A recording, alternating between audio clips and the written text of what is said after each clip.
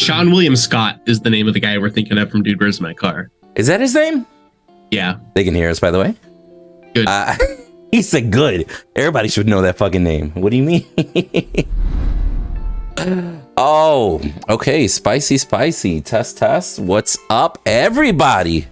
Welcome. Yeah, okay. There we go. You know what, chat? We should have just called him the Stifler. Everybody knows who that is. We're throwing. But well, what's up, everybody? Welcome to this week's episode of the Predcast. Little toast to everybody there. We all decided to get our drinks on for this game. Bearded will be joining us here shortly. But we got a couple spicy things to talk about. We're gonna get into a little bit of talking here about an event that's coming around the corner. We have some great co-hosts here and some great guests that we're about to introduce here shortly. And then we're also going to talk a little bit about Predecessor's latest update patch, how that's going to affect the balance of the game. A lot of theory crafting already going on. You're definitely going to hear arguing on that side for damn sure here in the chat. But yeah, so let's do this. Let's go ahead and introduce ourselves if we could. Let's do it in this specific order. Lance, since it's your first time here, let's do Lance, then Choice. Then we'll do Joey, Medkit, and myself. Introduce yourselves, tell people a little bit about yourself, what you got going on, and let people know who you are. What's up, everybody? I'm Lance. If you've been paying any attention to competitive Predecessor, you've probably heard my voice and seen my face. I've pretty much cast every tournament series there is to cast, even like some European ones. This is my first introduction to really a competitive scene that I've been involved in. I come from League of Legends and was an old Paragon head as well. I bought into Alpha and everything for that. Just have, some wild opinions to share and a lot of love for this game and community. I'm really happy to be here today and to share my worthwhile opinions for you. I'm so glad we got another legacy player in here, bro. Because Beard is monolith only usually. Yeah, Beard is monolith only, so Lance, he brings a very unique point. You have any idea how many references I make? Like, oh, you guys remember this card? You remember this? Oh, I got you for that, man. And I'm like the only one, no? Bro, it's because I don't remember the names, Medkit, bro. I took a break when Wukong was released because I just hated that champion, but I came back, so I played in every phase of it. I got you for that. Got it. So you're a big pink range minion or prime type of guy. Okay. Mm-hmm, I am. All right. All right. Go ahead, Choice. Take it away. So classic. What's up, everybody? My name is Choice Plays. I'm the producer for Prime Championship Circuit. I do lots of producing. It takes up all of my time. I've played 5 total matches this season because I'm constantly looking at new ways to invent a broadcast or just... I'm involved in the space, okay? I'm here. I'm involved in the space. I know what's going on in the game. I just don't have time to play. That's all. That's me. Thanks. Hey, man. Shout out to you and what you do, because those edits and the end result really does come out looking spicy. I think anybody that watches that shit, like the last event, which I actually got to participate in, I was like, hey, yo, kind of clean. This is kind of TV show looking. I dig it. All right, bet. Oh, that's good what I'm going for. Good shit. All right, Senor Joy. Really quick. Choice is the GOAT. He's being humble about what he does for us. We literally don't have competitive Predecessor without Choice. He does 95% of the lifting for PCC. So make sure this man's always getting the credit for it. If you ever see him, say thank you. Yeah, but so he's saying he's the Elon of the group. I got you. All right, go ahead, Joey. Take it away, bro. Hey everyone, this is just George Shirley back on the podcast. I'm just a YouTube creator, and we've been playing a lot on the patch. I got some spicy feeds on the upcoming weeks for you guys to enjoy, so be on the lookout for that. Just a YouTube creator? Come on. I mean, if I'm not. Everybody's being humble, bro. Everybody. He's humble and modest. Oh, thank you. And a great player. What's up, everyone? I'm a Medkit. I make Pred content as well. That's about it. You make some really good shorts. Damn, bro, that's it. You're right, well. Mister. I've been posting shorts every single day for 33 months or some shit like that. I was doing a personal challenge, see if I could do this weird personal 30-day upload a short challenge and see what happens. Like I was just testing the short algorithms because you guys know it's different compared to like long form content. And I'm on a similar boat as Choice because like I'm also somewhat like, I don't know, running out of ideas or can't quite think of what to do. Like I'm hitting like a creator's block. And I need more time. That I'm basically like, just like Choice. Running out of ideas and need more time. Well, watch for actually no. I'm the only one that's running out of ideas. We both need time.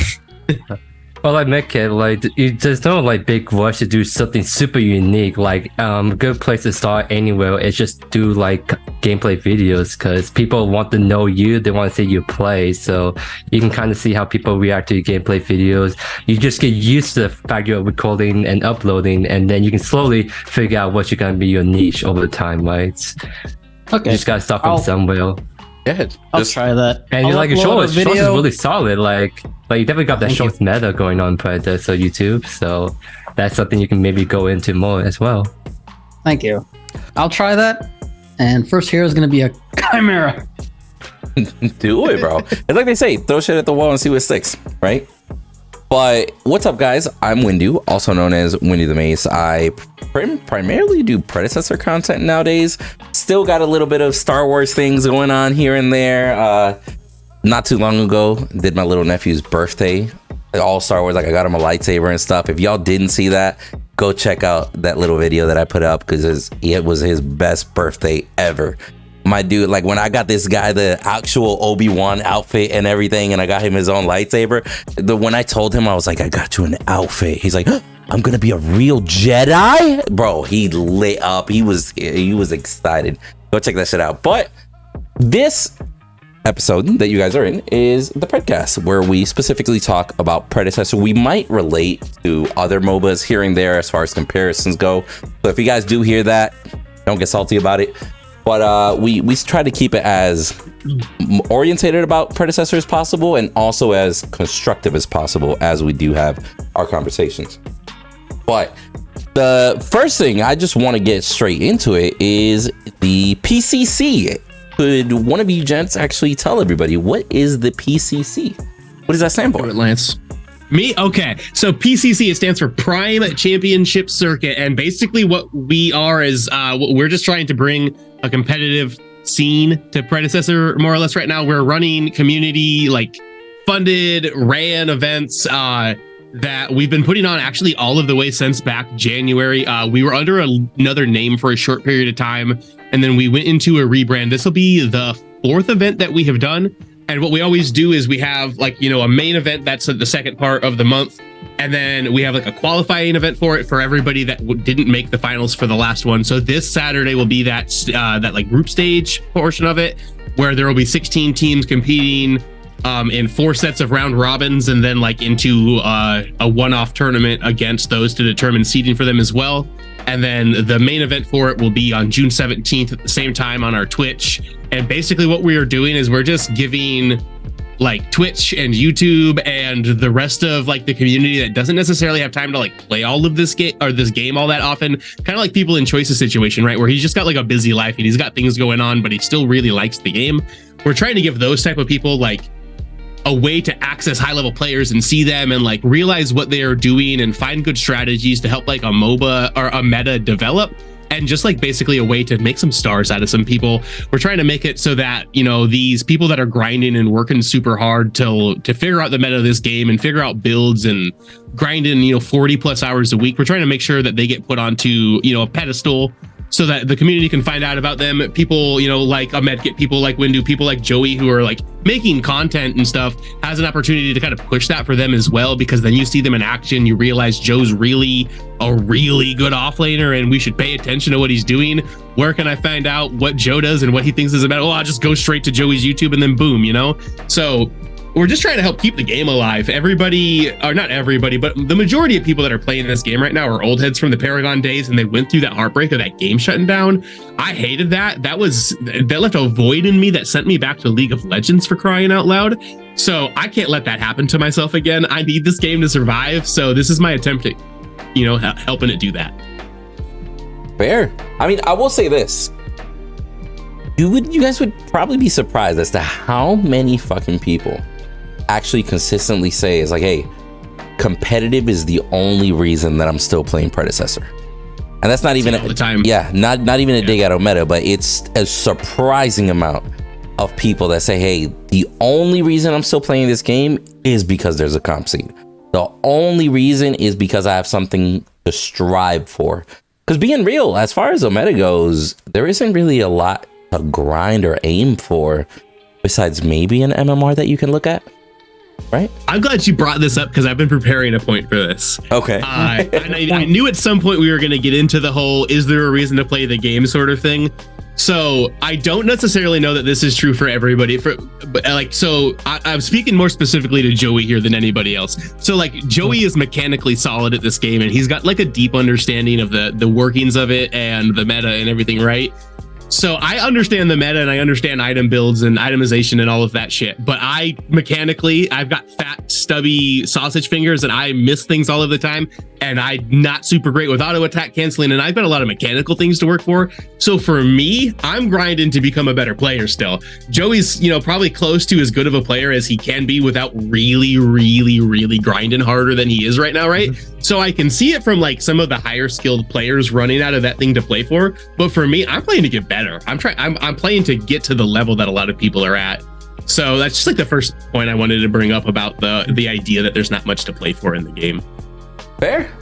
Yeah. That's a good point. And bringing Joey up specifically, Joey is also. Sorry, Joey, I'm gonna hype you up. Yeah. He's too. Cast, bro. You gotta get ready for it. Well, since you're talking about the reason to play the game, for me, outside content creation, my main reason to play the game is just to have fun. Honestly, right? Like I just have a live stream earlier today, and we were doing some really kind of spicy builds I've been trying out. Like I did Crunch Offlane, where I did Oathkeeper and Augmentation with Opulus, just trying to make my punches disgusting Oathkeeper Crunch.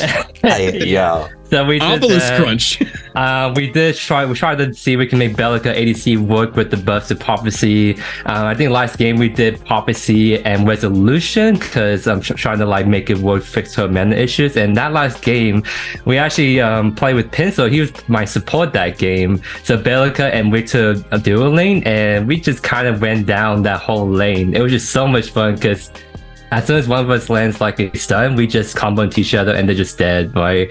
So I mean, like, okay, so for me, like, I don't really care about wins or losses. I just want to just kind of go in, have fun, try something new, right? So I can see why, like, some people make it frustrated because they're like, oh my gosh, I need to try to climb. I need to win my games. But like, why do you care so much about winning your games when it doesn't really matter at the end of the day? Like, winning gives you that satisfaction, right? But you're not losing or gaining anything really from just playing this game out kind of thing. So it's a different story once solo duo comes out, but right now it's just casual. So right. I'm just here to have some casual fun, right? I've also met just an insane amount of people that I really enjoy through this game. Like most of the people I would consider like in my inner circle in my like personal life right now come from this game. I probably talk to Choice and like my main man Tedium and like Jolster and Jack from PCC more than I talk to most people in my like real personal life at this point. I probably talk to you at least every day, right, Choice? We're constantly in communication with each other. You're like every single Twitter notification I ever get. Like, I don't know. I think that I also just think that the game is a lot of fun to just grind and play as well with like a good group of friends. And I think that that's enough for me personally. I'm a simple man though. Oh, so I feel like on that point, wait. Yeah, go ahead. Go ahead, Joey. Go ahead. On that point, I feel like you say a lot of people say they want to play the game competitive or get better, but I feel like the majority of people play the game because they want to have fun, especially with friends, 100%. It's just, I think a lot of people are getting frustrated because they try to do that and the matchmaking MMR inflation is actually kind of high.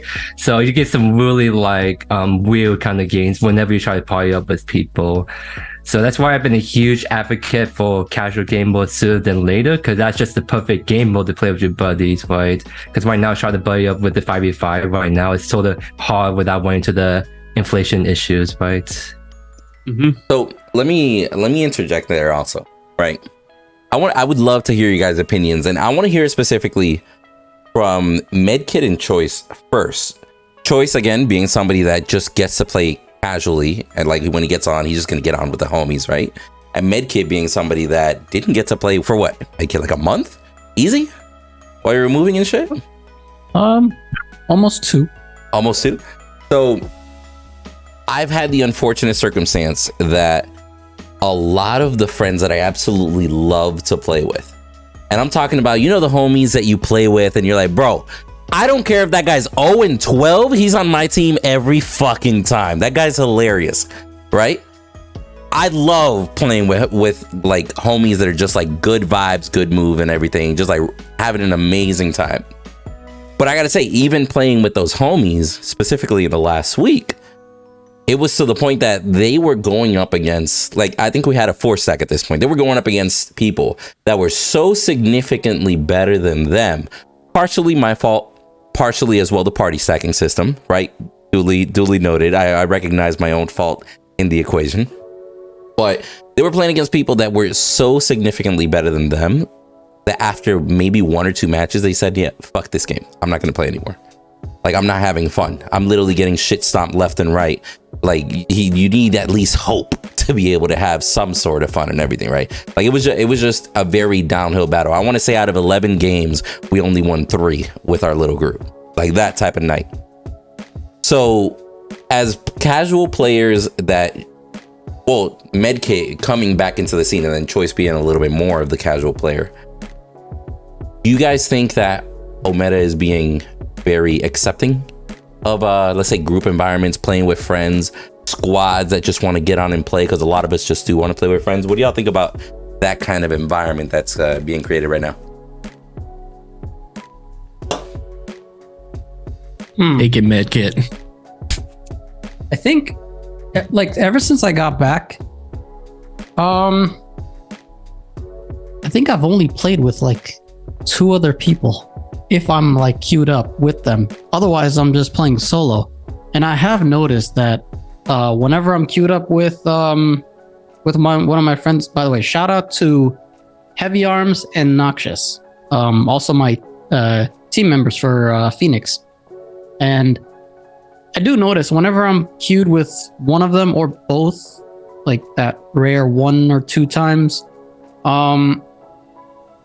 like me personally, I don't really watch my ranking or anything, my elo on what's that called? Omega.city or Predecessor Pro. Yeah, I think I mainly go there just to kind of quickly check like what my score per minute was, because I can't see that right away. Like, I'm just curious, just like random stats. Like, okay, that's cool. I don't really like go crazy on my elo or anything, but I have noticed like the matchmaking has been very sus. Sometimes I get like teammates that are just, I kind of feel bad, like, why are you in this match?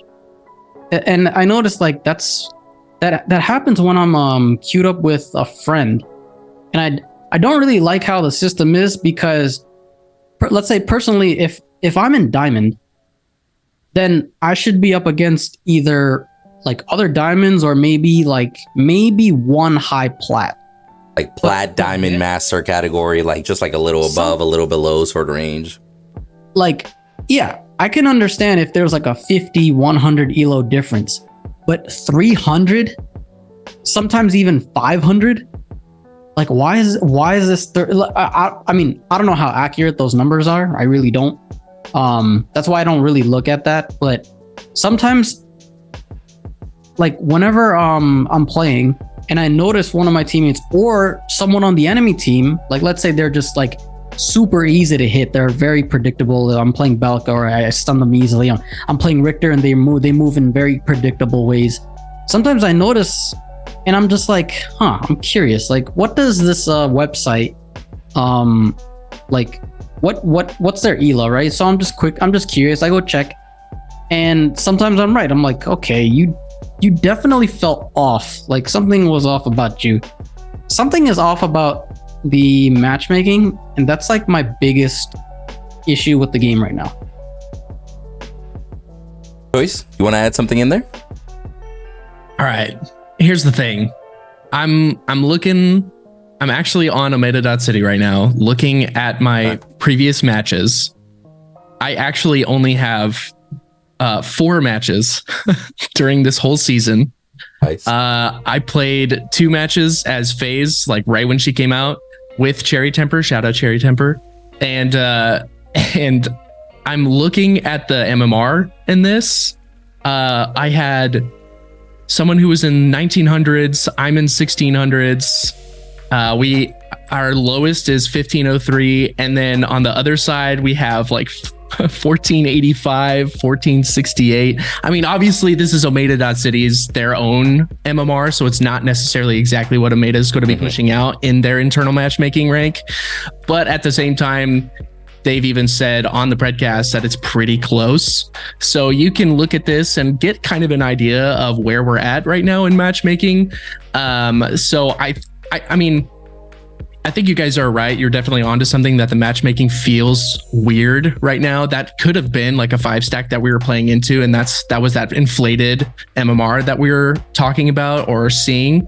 But at the same time, I also have a feeling personally, kind of from an insider outsider looking in, because I'm like in it but not at the same time, it also seems like it's kind of a player base issue at the moment.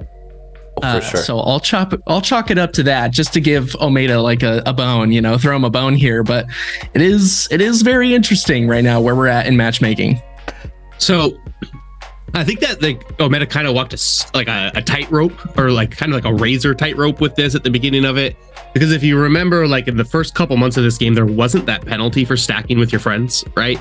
And what was the only complaint on Reddit and Twitter and stuff? It's, hey, I can't play into anything but 5 stacks. What am I supposed to do while I'm trying to enjoy a solo queue game? And I just get ran into Phoenix and Medkit and Joey and Rebel Oasis and everybody. Like, what am I supposed to do about that? And, the answer is that we inflate their ELO so that you don't run into competitive teams. But then that comes with the negative side of you can't have 4 of your homies hop into a game with you without going against Medkit and Joey and Noxus and Heavy Arms and Rebel. Like, you're just screwed in situations like that. So I do think that Choice is onto it with the fact that it's a player size thing. But I also don't think that the numbers are quite as small as they seem that they are, because I'm primarily an NA West player and I like never wait more than 10 minutes for a queue. I'm like right in the plat range. I'm like low plat right now. So I'm on like the smallest server other than SEA playing on NA West, because all of the good NA West players are playing on NA East, because that's where we hold tournaments. That's the server we use for tournaments. So like, I don't know. I'm always getting into games, and honestly, I would rather wait 5 more minutes to get a quality game every single time. But I'm not necessarily sure that waiting that 5 minutes is going to yield a much higher quality game anyways. So I don't know. I think that this is something that changes as the game gets closer to full release and gets a larger player base, though. I think this is just like part of the growing pains of early access that you have to suffer through if you love a game. See, I actually think that somewhere along I would say probably in the last 3 to 4 weeks, I don't know if you guys might concur. Maybe you, Joey, and Lance, if you guys have been playing a little bit more frequently. I'm pretty sure about 3 to 4 weeks ago, there was some sort of adjustment, because it genuinely felt almost overnight like, you know what, the quality of my matches just got a little bit worse than what it was, over the past few weeks. That's just a little bit off, but you know what, maybe it's a new update, maybe people are getting adjusted. And then slowly as time went on, I'm like, yeah, this shit isn't necessarily getting any better. A theory, not confirmed, I think that Omeda opened up the what do we call it here? Opened up the barrier to entry for matches because of the player base issues. So let's say instead of waiting 10 minutes for the average match, get the average time down to 5. So now you're gonna get a 1900 versus a 1300 in lane, because they're being more forgiving. Like they're like, hey, we're just focusing on finding quick matches, not necessarily the quality of them. I could be wrong, but did you guys feel that like about a month ago or so, where out of nowhere matches started getting a little bit weird? Do you guys feel that way? I can say for sure, yeah, because I've been gone for a couple months. Oh yeah, you literally left. Yeah, I can definitively say that something happened while I was gone, and it's worse than it was before I left. I think that's player-based shrinkage. I know a lot, like we kind of started this early. Windu said, you know, he's heard a lot of people say, like, if it wasn't for the competitive side of this and that, I probably wouldn't be playing very much. I know a lot of people are only doing scrims with their comp teams right now. A lot of people that I like started playing this game with never come around anymore. A lot of them have been teetering on the, I might uninstall this game, I'm not having a very good time sort of thing. I think some of the bugs have been particularly frustrating too. I hate that input bug that keeps coming up every once in a while where you just when you spawn and your left click. Yeah, oh, bro, get me the fuck out with that shit. Or after you use your right mouse button, you can't use your left mouse button unless you push it twice and stuff. Like some of those things get really frustrating, and I think you can get why that leads to people like taking breaks from the game and stuff. But I expect that with the patch that we just got this week, and with people wanting to come back and test things out and seeing, you know, that it's improved a little bit, I bet like this week and a little bit early into next week, we've got some decent matchmaking, but it might go back down to where it was. And I think it sucks, but I think that's something we kind of either you have to convince all your friends to play with you all of the time, or you got to suffer through that until we hit console, I think. That's definitely where we are in as the PCC. We really want to keep the community going. We want to give them a reason to come around. We want to give them something to watch, something to get hyped about, something to get them back into the game, hopefully getting a little more population in the game as well. I mean, that's what we're here for. We're here for the community. We're here for the game because we freaking love it, like a lot. Yep. And on that, by the way, I will say, watching PCC, amazing. Playing a casual game while the PCC is going, yeah, fuck that. To be real with you, like I'm. Everybody's busy. No. Ranks during. You should be tuning in actually, though. I'll always have it pulled up on the side, right? But here's my thing on it. I've gotten friends to play that have been holding off on not playing the game, right? I've gotten friends to play again that decided to take a break and go play other games. The biggest issue that I'm having right now is it's hard for me to convince a friend to play, and out of nowhere they're getting shit stomped by a 2,000 player. Let's just you throw the number out there, right? For general, right? They're still on their first 10 placement matches or something, or let's just say they are placed and they're like, I don't know, let's say bronze, silver, gold, just towards the bottom end, going up against it like a 1900, 2000. And it's hard for me to encourage people to say, hey, I know you want to play with the homies, but you can't. Like, I know you want to play with the homies, but you're going to have a rough time. I would suggest that you play this game by yourself if you're trying to get better at it. What type of game? Like, it's a MOBA. You're supposed to want to encourage people to play together. You meet people, you add them in the game, you squad up, and you have fun. The only people that love playing by themselves, no offense, sorry to insult y'all, lonely ass people that love going to the movies by themselves. I'm gonna throw that shit out there right now. If you love going to the movies by yourself, you're a solo popcorn type of guy, you like solo queuing. Besides that, people like playing with friends. Shit, I actually did like to used to. I did used to like doing that. I watched so many Megan said, damn, he hurt me. He's like, wait. You don't have to call me out like that. I go alone. I used to go alone to the restaurants as well. I could see that. I don't see that as loneliness. I see that as confidence. You know what I mean? You know, I used to show up to bars alone, but I never like left like that. Haha. Sorry, gotta. I can't with them. Really quick though, that actually stopped me from bringing my play group from League of Legends over with me. I bought 5 different people the game when it was in like December, or no, it wasn't December. It was after they had made the matchmaking thing where if you were stacked, you got inflated, right? So I bought 5 codes for 5 of my friends and said, try this game for like 3 or 4 days. After you know what you're doing, like hit me up and we'll play together if you like it. And they did it. They like had me come in and like watch them while they were doing it. And I knew every single player they were playing against. I was like, shit, why are you going against press tab? Why are you going against all of these like actual comp teams in your third game as a 5-stack? Like that is not right. And they got absolutely shit on. They lost like 0-40 in like 20 minutes. And they're like, that's what I'm saying. Again, Lance. Yeah. And it's like, yeah, so I think specifically for new players coming in, that stacking penalty is tough. I think that like maybe after you hit like mid silver, the penalty should kick in for you. But I think bronze and below, you should be able to 5-stack with no penalty. Yeah, I'm technically in the same boat. I have a really good friend of mine that he's the one that got me into League of Legends in the first place. And that's how I really got into the MOBA scene.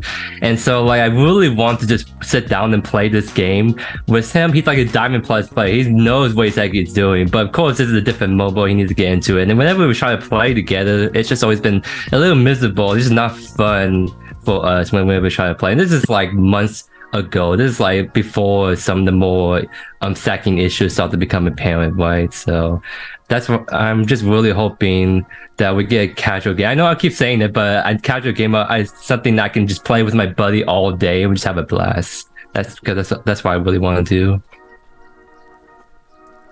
do. So let's do this. Let's segue right into that since you brought it up, Joey. Casual game modes versus a more serious game mode, right? I'll bring up this point and I want to hear just across the board what everybody thinks, and we'll start in the same order that we introduce ourselves. Will a casual game mode like an ARAM or maybe a 3v3 like Joust, for example, some of you out there might be old enough to remember Twisted Tree Lines, right? A casual game mode like that might just make the Conquest, the 5v5 mode, into a sweaty non-official rank.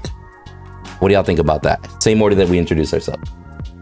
So this is a big one for me. I am a long-standing ARAM player. It is the only thing that has kept my attention in League of Legends for about the last 8 years of that game's existence, because I'm just a dog shit solo queue player at League of Legends. That game is not for me. But so I do think that the existence of a fun game mode is essential to like the long-term success of the game. But I don't know that Omega has the ability to and resources to sustain something like that right now. So you have to have somebody design an entire new map. You have to have, I mean, I guess you don't necessarily have to have a team for it. It's not much more than a new map because you don't balance around it at all. But I don't know if that's a correct use of resources right now with all of the other things that they have to develop. But yes, I need a RAM. Okay, now time out there. Next choice, go. Honestly, yeah, give it to me. Personally, I want those modes that I could jump into really quick. Just do something really fast. Feel like there's no pressure on me.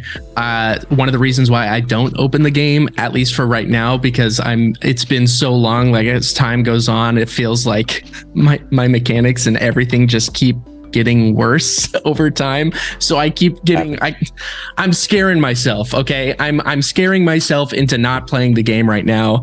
And because I'm putting so much focus into PCC and some of the other productions that I do on the side. And so give me that mode that I could jump in really fast because it will hold my attention. It will feel like it's just for fun. And I don't care if I get my freaking butt kicked because whatever, it's just like a casual game mode. I will queue that up for hours on end. I mean, recently it's been Swift play on Valorant for me. Like if I ever find like 20 minutes of time, because it's just casual. Wait. And I can jump in there, get wrecked, and I don't care. All right, next, Joey. So I guess the one big thing that a lot of people always bring up whenever we talk about casual game modes is people are afraid of explaining the player base, which would do that initially. But I think I said this in my one video I posted on Sunday where I was kind of addressing some of the negativity around the game. But essentially what I was talking about was when it comes to long term, a casual game mode would do wonders for like retaining or even like slowly increase the player base over time. Because right now we've been on this kind of slow kind of downhill since like December, right? So people come in waves for patches, but then they take a break, right? But with the casual game mode, keep people engaged with the game a lot longer. So some of this issues we're having with like the matchmaking, for example. That's because people are slowly leaving, taking the break. But with the kind of casual game, I think there'll be a lot more people being engaged with the game longer. And there's nothing to say that you can play casual mode, be like, hey, I kind of feel like a 5v5, let's go play that. And stuff like that will really help like the player base in the long term. And more importantly, it makes people have a room to just have fun with the game. Right now, it's so hard to turn off your brain and play the game for fun because of how weird the groups of people you can face. Some people are very casual, but some people are very serious in this 5v5 we have right now. Okay, interesting. Medkit? I think I'm of the opinion that I don't think another game mode would fix too much. Now, this is just my opinion. I think what this game needs is some kind of progression, something for a player to grind for and to come back and keep playing even though they just lost. They want to be like, oh, I just need a little bit more and I can unlock this because I'm so close to finishing or something like that. Because I'm thinking right now like Paragon had that same thing where it was just one queue and everyone wanted like a different game mode or anything, but at least it had some kind of progression system, and people just kept wanting to play. Reason to play. Long story short, I don't think another game mode right now would be a good idea. I think having like other features in play would help the game more. Now that's just my opinion. And as of right now, I mean, it's gotten to the point where I don't even feel like when I queue up in a match, it's almost like a gamble. Like, am I gonna get lucky this time, or am I gonna get like someone that AFKs, or all it takes is two people to start arguing, and then it's all downhill. They're just gonna keep fighting, and there's nothing I can do about it. Or the moment you see two people start going at each other in the chat, it's almost guaranteed one of them is going to do something salty. Yeah, something really stupid. I promise you, I try my best to like be positive, and people that might run into me can like vouch. Like, I'm always like, don't worry, we got this. Don't give up. That kind of thing. I always say stuff like that. But it's gotten to the point where I might not even like the next week or until they fix matchmaking, I might not even play Pred. I might just go back to just doing internal testing for Pred full time again.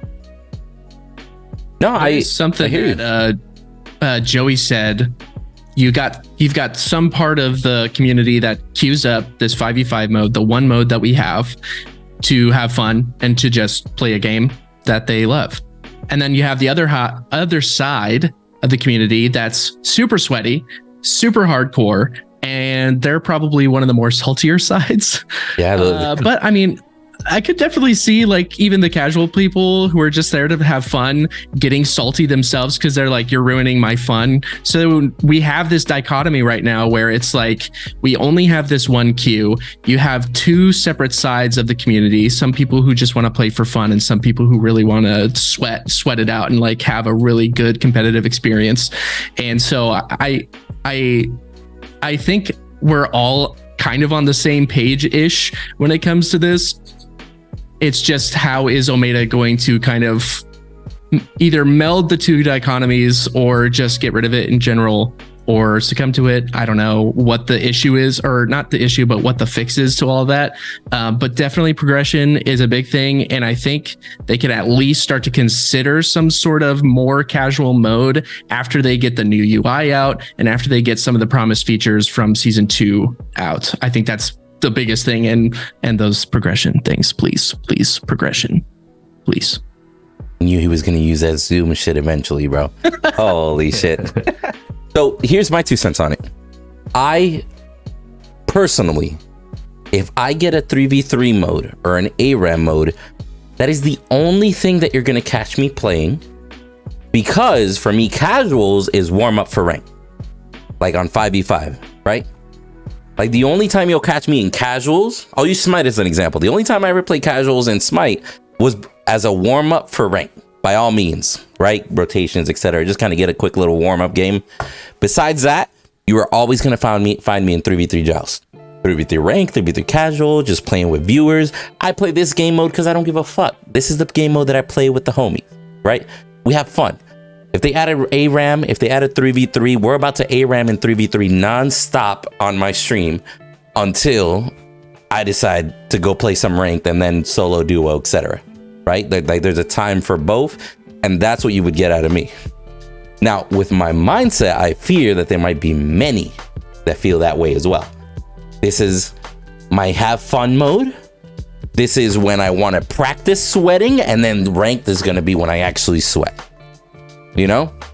And I don't think that'll be a healthy environment to kind of split. So there might be healthiness as to splitting them up, because you don't want the sweaty toxics in the same lobby as the people that are trying to have fun, that are trying to do random Oathkeeper crunch builds, you know? Like I know for a fact that there's people out there, the moment they see Oathkeeper on crunch, they don't care who is like, what the fuck is Oathkeeper on crunch? Get this solo out of here. Like, just trolling, right? I kid you not. I had matches where I was duo with Feppy, actually. Like, we're duo chilling, minding our business in the duo lane. Our jungler and solo and our mid laner arguing with each other nonstop. Mindful. Mid laner's 0-1, jungle is 2-0. I don't know why the fuck they're arguing, but they're arguing. This mid laner is trash. I came through and gank, and this bitch don't know nothing. It's like, yo, this jungler don't fucking gank. Go play Minecraft. Like, stupid shit. Just going back and forth. And I kid you not, next thing you know, my jungle at the 15-minute mark is in the core, running in circles for the next 15 minutes, and only runs out to grab his red buff and his blue buff, then goes back to the core, just so he doesn't get flagged by the system. And it's just like, bro, I'm pissed off that there's I'm over here with Fevy, and I'm like, okay, so we gotta chill, we gotta kind of woosah, like, you know, like we can still carry, us two can carry this game by all means, but I'm getting salty that shit's happening way the fuck over there. Like, the game would be way to endorse my good friend, the toxicity smasher, that mute button, baby. There's 3 things I do at the beginning of every game. The first thing I do is I buy a crest and I immediately hit undo, or I buy a crest and close out of the shop and hit tab so I can see the enemy team and decide what crest I want to buy. The second thing I do is I push escape and get my quick cast and my insta cast onto what I want. And the third thing I do every single game is I mute every single person in it, no matter what. Every single game. I haven't played with a toxic player in 2 weeks because of it. It's been really nice. See, but first thing every time. They may be shit, but I don't know, you know? I don't pay attention to them. I focus on me. See, and I will admit, I don't mute anybody. 9 times out of 10, like, nobody's arguing with me, right? By all means, usually I'm watching other people argue, and I'll literally be in the chat like, yo, chill, maybe he's new, right? Or if I want to throw a jab, it'll be like a passive-aggressive jab and be like, hey, maybe he's new and he's queued with somebody that's experienced in this game. Next message, I would never do that to my friend. Like, my thing is, me being in that scenario, I kid you not, like that one, I think it was last Wednesday. That's the last time I played Predecessor. I haven't even played this new patch since then. I did those 11 matches. We only won 3, right? The 3 that I won was before my homies even got on. And then when we all squatted up, we're all trying to have a blast, you know, we're throwing jokes at each other, blah, blah, blah. We literally went on like a 7-loss streak, by all means. We had fun to a certain extent, but I literally had every 2 to 3 matches somebody dropping saying, yeah, this is bullshit. I can't even be in this lobby. Or you know what? I can't even play with Windu because it automatically puts me against harder people that I'm not you, right? Which, by all means, I got to get better in some way. But it really is discouraging to try and get homies to play with you. And these are experienced homies, whether it be Paragon, League of Legends. Like, my little brother is a perfect example. He's a League of Legends player, played Paragon even on the competitive side. Now I can't get him to play Pred for the life of it, even on the competitive side, because there's no ranked. That's one of his biggest argument points. He's like, I'm not going to play if there's no rank. There's no point in it for me. And then on top of that, even when I do convince him to play, all he does is just sit there and compare, not even looking at the meta.city. Sometimes we can just tell, like you guys were saying, like you could just be across the lane and be like, what the fuck is this Grux doing right now, bro? Like, I'm so confused at what I'm watching. I'm pretty sure this guy is new, right? Like something just feels off. Look at the way he's walking. Him standing there, that's either a bait or I don't know what the fuck is going on right now. But like he sits there and he looks at all this and he's like, yeah, I can't play this game. Regardless of how good it feels, regardless of how balanced it is, there's just so many things, like something a little bit off here, something a little bit off there, that just off-putting completely. And I'm gonna shout out here in the chat, I believe it's pronounced Ifeano, something like that. He says, to be fair, as much as I want people to play together, the game is in early access. Technically, it's a bad idea to recommend this to a friend if you want them to have a proper experience. What do y'all think about that? Well, that's also exactly why I'm not playing Predecessor with my buddy. It's because this is an early access game. It's not complete. And I just want him to have... We play some games here and there, but I don't want to keep playing the game with him because I want to wait until the game is fully out and he gets that full-fledged experience of this game in this best form, right? You're just not going to play with your buddy for the next year? Well, no, like that. We go, play other games. We go play other games. Protecting him.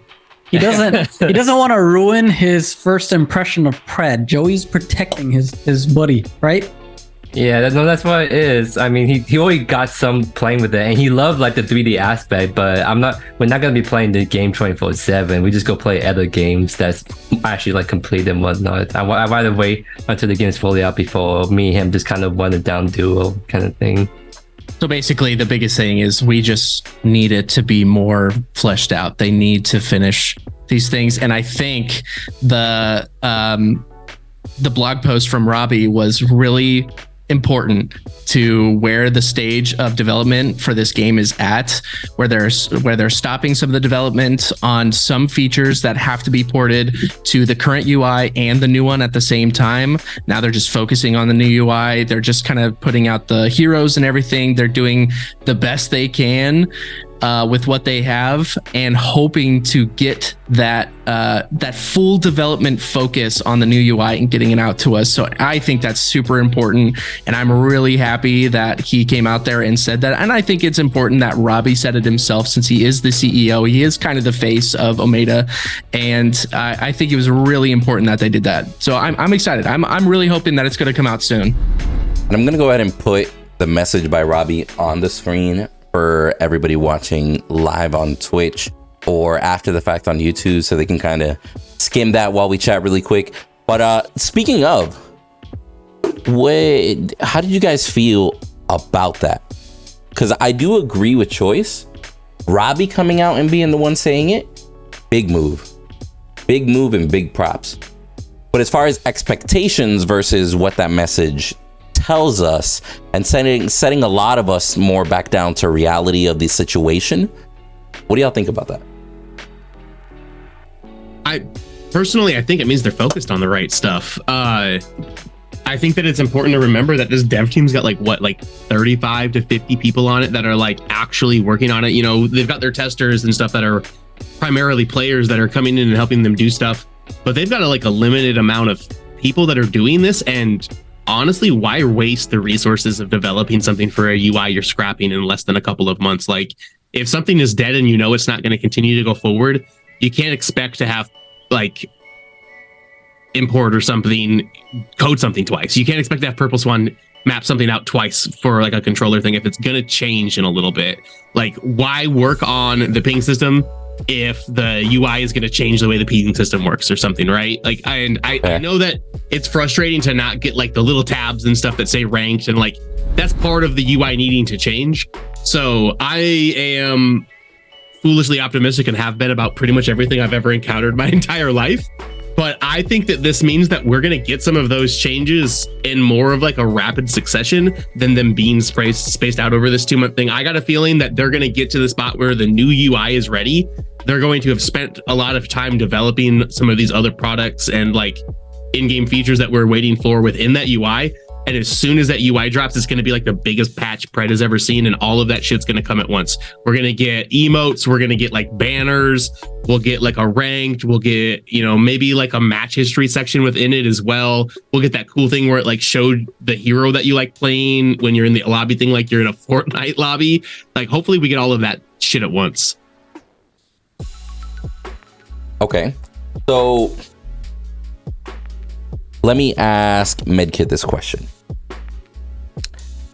Do you think with Predecessor being as a perfectionist of a company as they like to be, with that in mind, is delaying the pipeline to focus on one or two things, is that actually gonna result in faster results for us down the line? Or are they just gonna take forever setting up this UI?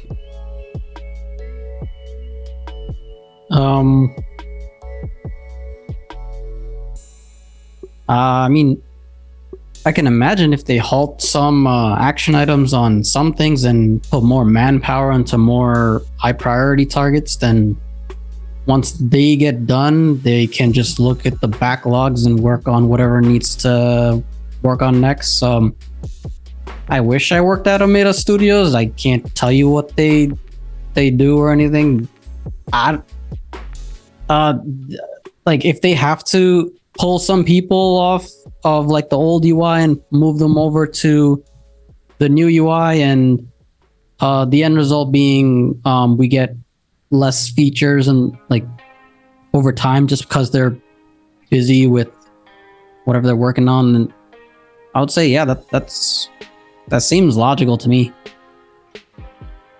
And you being a tester, do you, from what you've seen in the testing process that you can talk about, as far as when they actually get stuff ready for testing versus when it actually goes out to the public, do you think that's a smooth transition, or do you think stuff keeps going back and forth as far as making it a little bit more perfectionist, so to speak?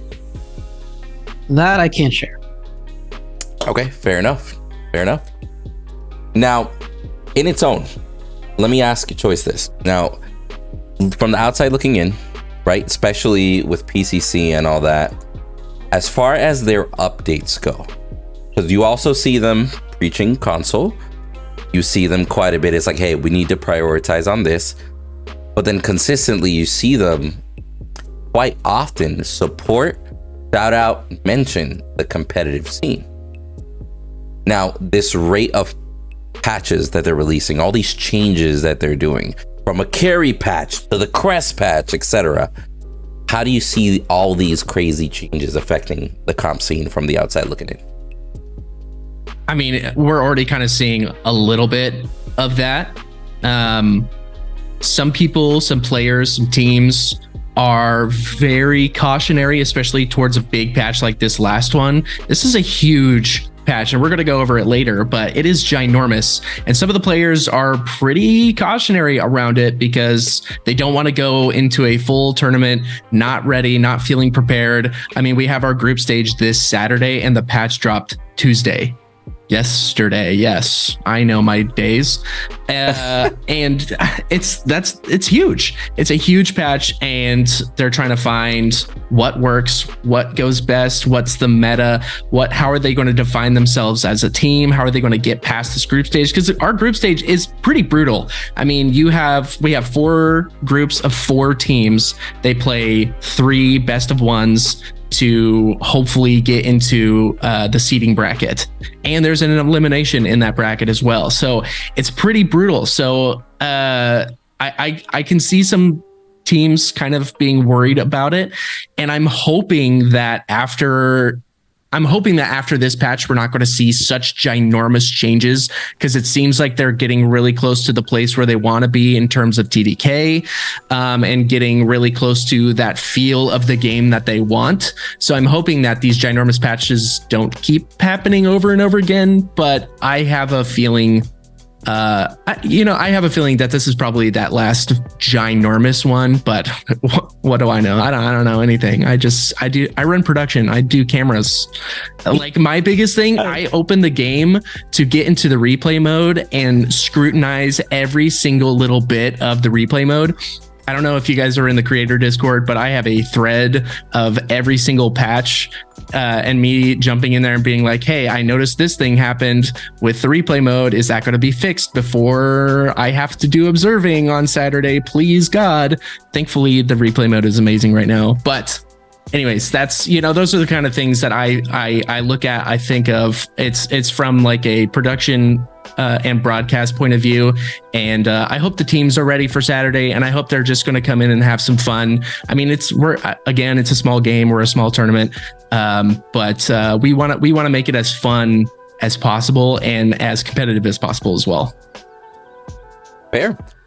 Now, actually, let's do this, because I actually really want to get into the spiciness of some of the arguments that we're going to get into as far as different builds, item changes, and shit like that. So let's go ahead and get a little bit into the patch notes here. I'm going to go ahead and put them on the screen, and we'll just go back and forth here periodically. But in its own, just to read off what they start off with here. Hyatt champions. And then like a little salute emoji, I'm assuming, probably, right? It says the V0.7.2 balance patch is just around the corner, and it is shaping up to be big. We also hope that it'll mark the beginning of the end of our focus efforts to tackle time to kill improvements in Predecessor. As a reminder, our goal is to create a mid-late game environment that promotes more back and forth gameplay, more tense fights, and most importantly, more rewarding counterplay. The largest part of this process is, of course, fiddling with the base stats of our heroes. A lot of our heroes have a fairly varied base stat that were once fitting, but due to changes we've made throughout early access are now no longer suitable. Generally speaking, we'll be looking to make most heroes more durable even in the early game, largely due to crest sustain decreasing and in previous update, meaning that damage now sticks better. However, a couple of heroes will be made a little squishier for certain cases, and we'll explain this reasoning case by case. Next up, items are also getting a big checkup. A lot of passives are losing additional tack-on effects that end up contributing heavily to shorter time to kill scenarios due to the overloaded effects. And we're looking at you, Viper. Most of these are being trimmed off, reduced, or reworked. Finally, as stated, a few items are also getting reworked to allow tanks to provide a more utility-focused and durable role within a team, #tankmeta, whilst providing options to more players to deal with those tanks with particular itemization. Now that tanks have their new fun crest to play with, we want their usual items to reflect a similar behavior. As such, we're trimming their damage, haste, and natural use case to provide more durable and utility-oriented effects. Upcoming patches may look to make adjustments to the changes brought about in this patch as we continue to revise and we hone our balance and design towards our original goal. So expect reaction-based changes rather than a new goal or purpose over the next few weeks. Blood Mordia, Senior Game Designer. Gosh, man, I haven't read one of these in forever. I hate reading, so I always stop. I'm like, yo, only there was somebody here that would have read it. There he goes. You joined just too late, bro. I was about to say, I always have Bearded read this shit, bro. Holy shit. And since Bearded's here, he can take over. But Bearded, let's go full screen. Introduce yourself. Welcome back, bro. All right. Sorry, buddy. I got last minute request to coach my daughter's softball game, and I couldn't turn that down because I've always wanted to be a coach. So what's going on, everybody? It is I, the birthday boy, your bearded Wolverine, the Michigan Wonder. Here, excited to be back. Sorry I'm late. Lance Cecil, nice to meet you. Not in just DMs. I actually get to see your face. Beautiful, actually better than choices. So let's keep that. Damn. I don't like the shirt you're wearing, though, but we can get back to that later on. You did it, Lance. It's that Ohio. He just hates. You're muted, Ohio, Lance. That's all. Oh, That's I'm muted. it. It's all for you, Bearded. I did this so intentionally for you. It's all right. Iowa can be muted. It's fine. So, all right. I don't know where we're at. I just cracked a beer. Give me a second. Yeah, no, welcome. So just to catch you up, essentially, Chug. essentially, Probably going to stay cold a real long time in that Michigan koozie too. oof. Trey? Okay. Ow. We do all have our beer. We've been chilling.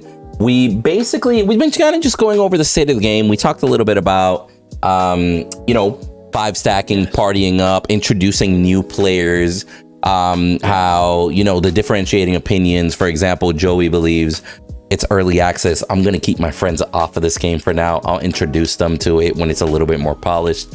I'm on the side of, I just want to play all my friends to play it, whether it's now, whether it's 4 months ago, whether it's 4 months in the future. I want my friends to play with me consistently. Touch on that real quick. Yeah, go for it. Joey, I understand what you're saying, and I'm doing similar to the same thing, but it's tied into the same comment that was made before about the whole 5-stacking situation. For me to bring my friends in and to play with my friends, I'm literally just going to bring them into a stack party shit show, and we're going to go against a bunch of diamonds. And these people are just learning the game. And why am I going to bring my friends into a game and just have them go against Zygor and his group or whatever, or whoever else that, these top tier people? And it's like, it's just no fun. And if I start a new account, guess where my new account starts? Up there in platinum. So guess who we're playing? Platinum. It's just like that you do no good in that situation. So not only am I holding friends away from this game, I'm holding that because of, it's early access. Because early access doesn't bother me. I'm enjoying the game. I love the game. I'm on an 8-game win streak. I'm having a blast, right? Nice. So let's keep that going, right? But I got Cyan God that I'm playing with, and maybe one other people will add in here or there. And then when he drops off, because he drops off a little earlier than me, I might pick up one more person. We'll just do doubles. That's it. That's as most you can do in this game right now. And I agree. I think it was Soul Reaper posted in our partner chat about it being the penalty being way too stiff, and I 100% agree with that. So yeah, there's my little 2 cents on that. What else do we got going on? Catch me up real quick. Spicy. And then honestly, we also went over the PCC, spicy event going on. We also brought about the fact of new game modes. We did hit on that subject there a little bit as far as, how new game modes might affect. Some people might like the new game modes. You got somebody like Lance that loves his ARAM mode. You're going to see him ARAM all day left and right. And then you got people like me, like if you release a casual mode, you're only going to see me in ranked or the casual mode. Or the 3v3 or the joust, the ARAM, etc. It'll be a miracle if you catch me in just normal casual 5v5s, right? So we went over the whole splitting the player base versus would that be a pro? Separate the little groups within the community and then let those groups grow individually, for example. You got anything to add on that one? I think that they just have to do it like they did the competitive nights. We have to bring it in, let's basically slowly bring it in and let's see how the player base is and watch how thin it gets. If it gets too thin, dial it back. If it doesn't get too thin, add a little more to it, and make those measurements. It's early access. This is the perfect time for you to make those changes, make adjustments and how you got to do to get things going and to spice up the game a little bit. Spicy. And honestly, we were also saving a little bit of the spiciness as far as builds, as far as, theory crafting. Lance has a homie that he wants to throw out into the middle of the arena to get fucking showdown gunshot about the subject. We're going to get to that here shortly. And we were actually just starting the patch notes, to be real.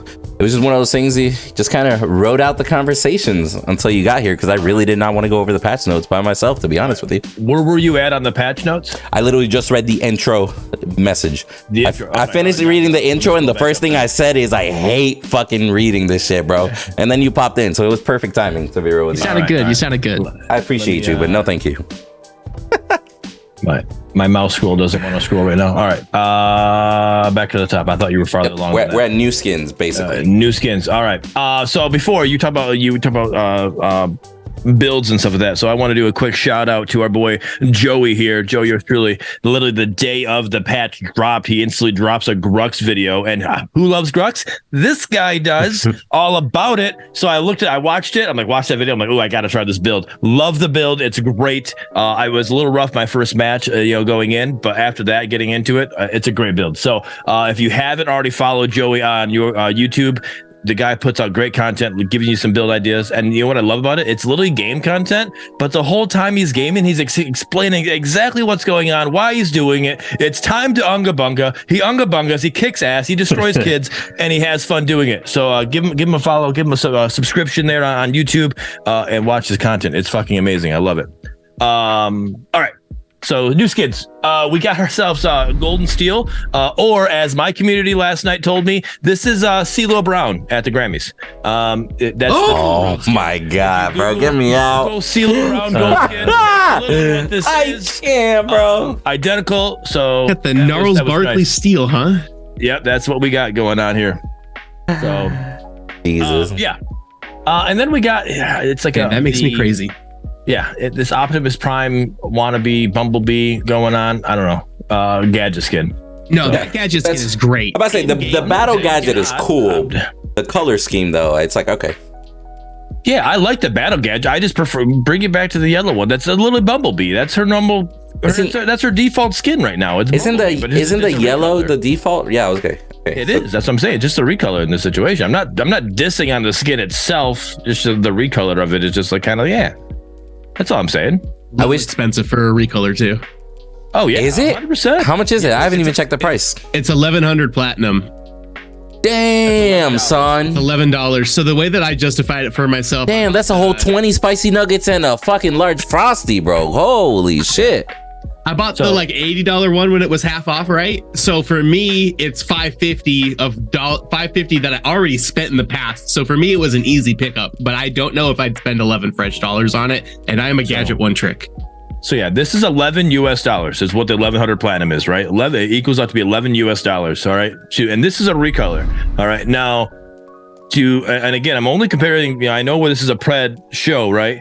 But Paragon the Overprime just released a whole new remodel of Wraith. He looks like a praying mantis. See, I call that the cell skin from Dragon Ball Z. It's got a visual effects, some visual effects with the abilities as well. You know how much that skin is? Whole new remodel, and visual. Bro, you better not tell me less than $11, bro. $10. Get the fuck out of here. Right, $10 is what PTO is charging for that. But you have to use that in a game that sucks. Like, no. Like sure, you're playing $10 to play a garbage game though. Hey, now, when was the last time you played it? Oh, when was the last time you played it? Never. I'm just trying to be spicy. All right, and that's fine. I'm just saying I haven't played it in a long time either. But the day that this patch dropped, they dropped a great patch to actually fix their game. And I'm actually going. They're lowering their time to kill a bunch, and I'll be also streaming it tomorrow on this channel to check it out. Oh, sorry, then Bearded. But they added fun game modes, didn't they? They added an ARAM and like something else, didn't they? They had one right now. They're going to add another later. I think the ARAM is what came right now. So, but yeah, there you go. I'm only talking about the skin. I don't want to be advertising Paragon. Yeah, right now, right? That's you're just using it as a comparison. Which, quite frankly, when you compare, that's crazy. I agree. And when you compare as far as pricing, right? Like we always have to compare to adequate examples. Like you can't compare, even though we try to because they're MOBAs, you can't compare League of Legends quality skin versus a Paragon asset quality skin, right? Those are on two very, very different fields. So those are a little bit harder to compare and justify, right? But I will say, if there is a competitor out there, let's just say even if a brand new third-person Paragon remake project comes out, if they're doing tier 3 skin that changes the character model, changes the animations and everything for $10, it's not a good look to have a reskin for 11. It is not. Yeah. Not even mentioning any specific games. It's just in the general market, even if there's one person that lowballs the market, that affects everybody else, right? And either they sell you cheap shit or your prices are too high. And quite frankly, considering both games are early access, considering both a lot of stuff is happening, a reskin of the base skin that you start with no animations for $11? Shout out to the homie Robbie, because he's a great businessman, but I have no idea how that got approved in any business sense to have a reskin for 11. I was talking about this with a friend of mine last night, like leading into this. And one of the things that I'm curious about is like, so they're an England based, like the United Kingdom or whatever, that's where they're based out of. And I wonder if the taxes that they have to pay on it for like selling what's probably considered an NFT is to the point where they have to turn it up that high for them to make any sort of profit off of it. That's a fair example. Like how the taxes that they have to pay affect the profit margin. I'm not a businessman. I'm not going to try to give them any sort of business advice. But maybe it might be smart to move out of the United Kingdom for that. Well, and let's be mindful. Let's talk about the share of the profit that they have to share with the whatever system they're in. For example, Steam will take 30% of the cut off rip. Epic Games is going to take, I believe, it's 12% of the cut off rip. That's why they benefit more off of being in Epic Games. Right. But even then, bro, like, let's say, okay, so you had to give 30% to Steam, right? That automatically drops the 11 right about the $6 and change rate, right? Then at that point, it's like, okay, so that they still have to pay, like, let's say at the end of the day, worst comes to worst, off of that $11 skin, they might be making $4 to $5 in the clear per skin. That's still $11 the consumer has to pay. Like, at the end of the day, we know plenty of businesses that they might be let's say they sell a shirt for $15. They might only be making $2 in profit per shirt, but that shirt is gonna sell.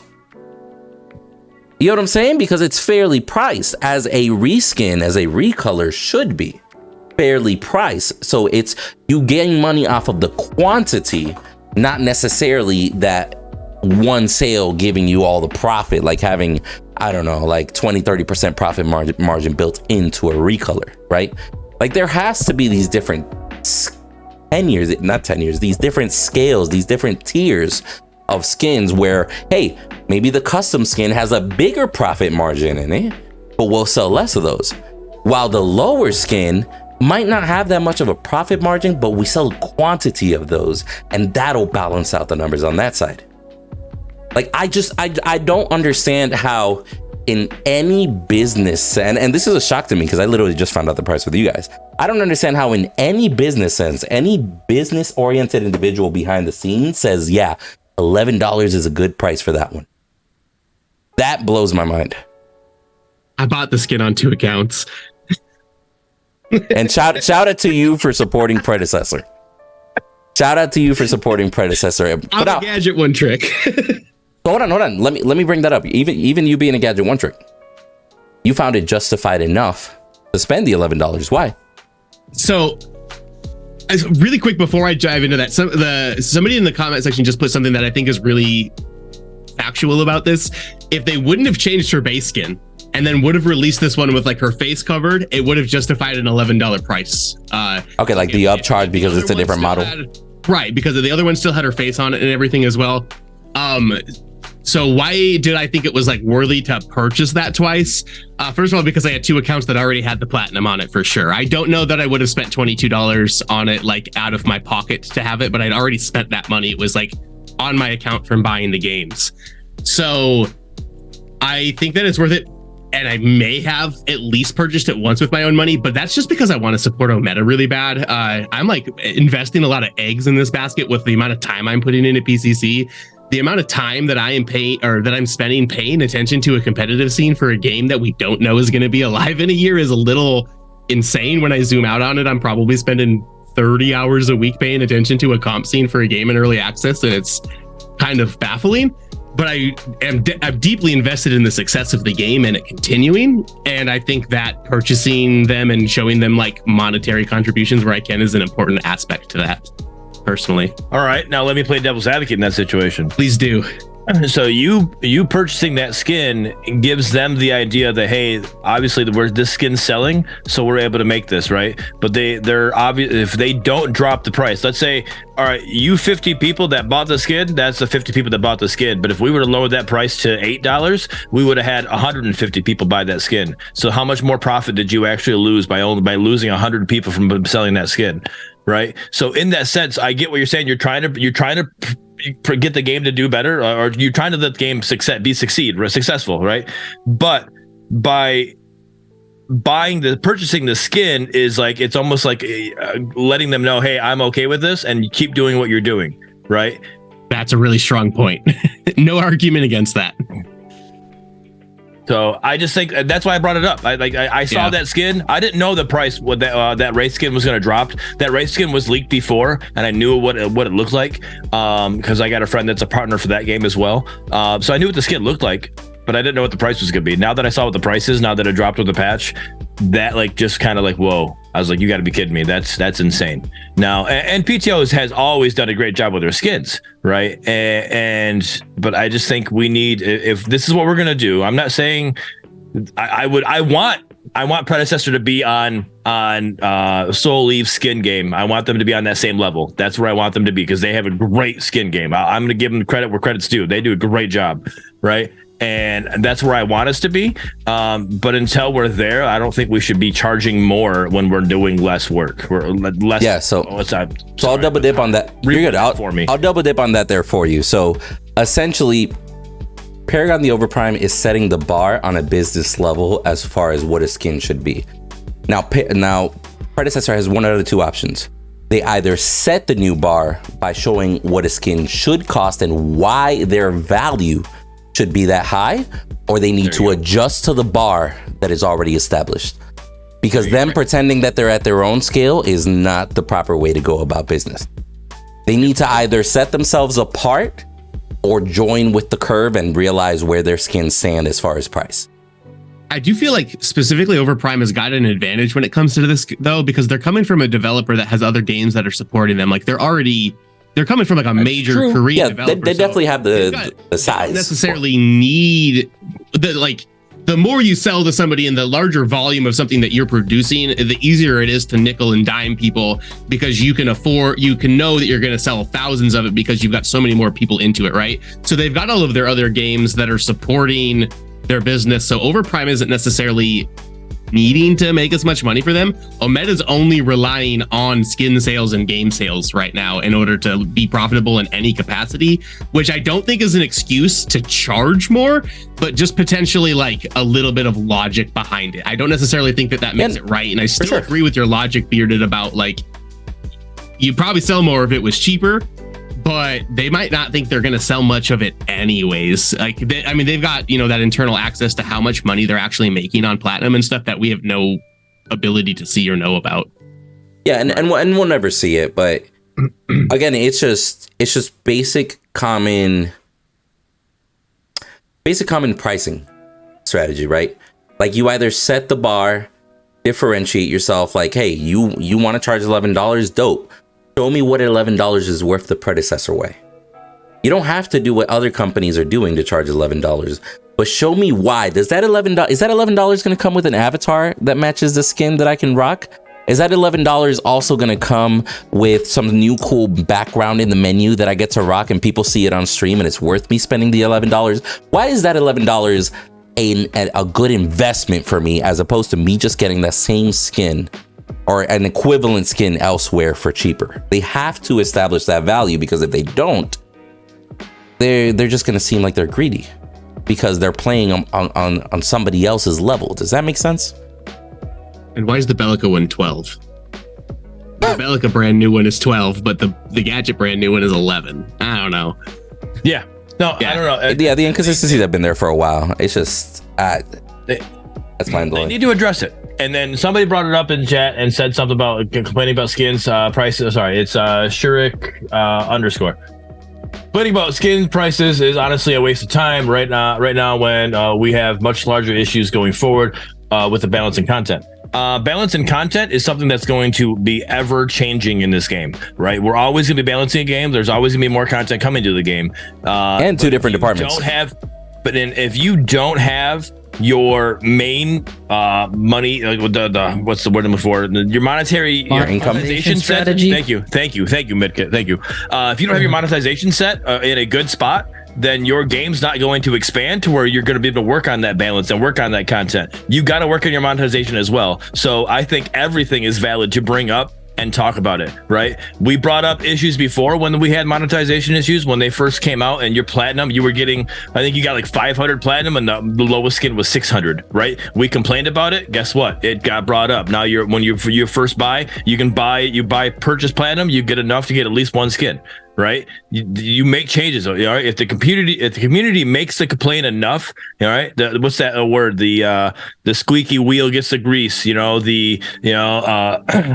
keep on doing that, right? It just, you got to keep working on that. So you got to make these complaints if you feel they're justifiable. Yeah, and I said in the chat, we need to bring everything up that we see at the time that it gets brought up, because we can't just let it slide. Let it slide for 3 more months.